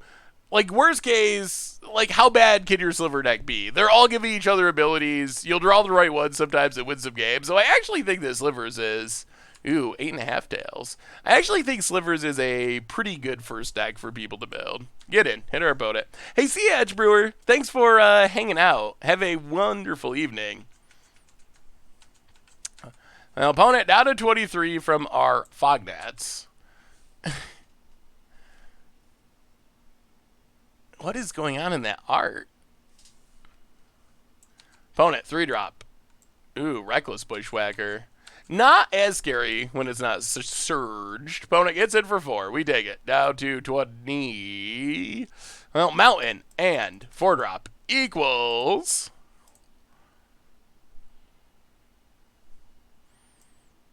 Cursed Ronin. Ah, the old 4-mana 1/1. You know it's a Kamigawa card when it costs 2 times as much as it would in any other set. Oh, Kamigawa. Kamigawa. Opponent, 5-drop. Dislocked in, how did Snow Ninjas go? I feel like overall we finished 2 and 3, which, there might have been there was one game where there was some punting involved. We might have still lost the match in the end. I feel like there's something there, though. I feel like the build that we played could be touched up. There's definitely a lot of possibilities with the deck, so even though our record wasn't great tonight, I feel like there's something there for the Ninja tribe, potentially. I remember back then Extended was a format before Modern existed, and that was a ton of fun. Yeah, I wonder if it... Ooh. No, I guess I can just bounce this. It does kind of kill itself, though. Pretty big drawback in Momir. I wonder if... opponent gets it. I wonder if Extended would ever come back. I think at the end it was not popular, which was part of why there was a switch over to Modern. Oh, Scuttles. Definitely played some Scuttles back in M15. Well, go attacking. Get in there. So I got a question for you, Seth. Why on your site can you not move decks around with the deck list page? Wait.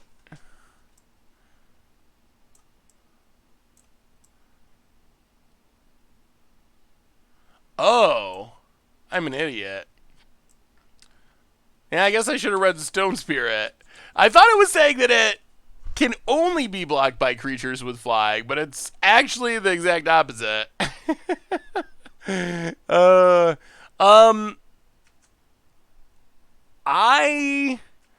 like, on your personal list of decks, why can't you move them around?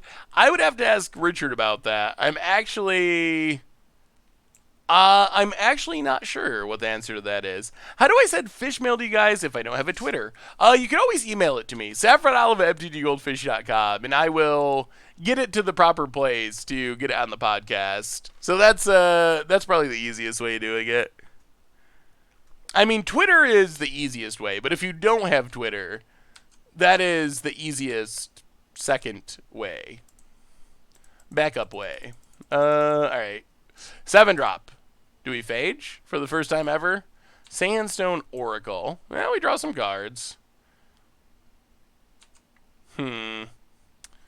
Well, get in with Scuttles. We might just be dying in the air, though. Opponent might have us. I haven't had a chance to catch your stream in a really long time, but I watch your videos religiously. Now question any chance will we ever...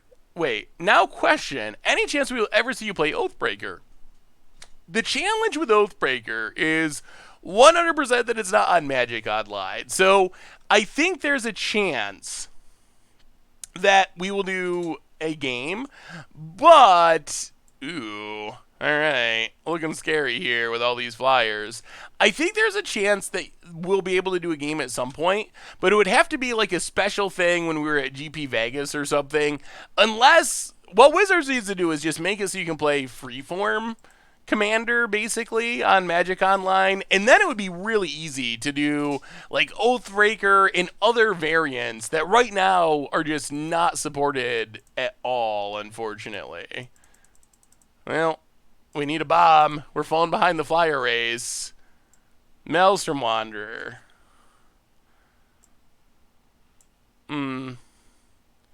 7. Opponent blocks. Wait, if we attack with everything, opponent blocks here, yeah, that doesn't work. Ugh. But if we... Oh, yeah, we're just... Alright, so get in with our ground creatures. Opponent plays a creature. Taps this. We block here. 1, 2, 3, 4. Alright, get in with a ground creature. Dizzy Turtle! For the 11th month, welcome to the Fishbowl. Just got back from the movies. Guess I'm watching the video on demand tomorrow. Thanks for the content. Well, thank you so much for the resub, Dizzy Turtle. What movie did you see? Hopefully it was good. Any chances of us getting a Commander Clash live from Vegas? Chances very high. Yes, yes, yes. That is something that is in the works, in the plans. So be expecting that during the season break while we're out in Vegas. Spider-Man, awesome. Was it good? Opponent, 2-drop. Okay. Rada, that is a good 2-drop. So taps down our flyer. Oh, we die, don't we? 8.5 tails. Turns this white.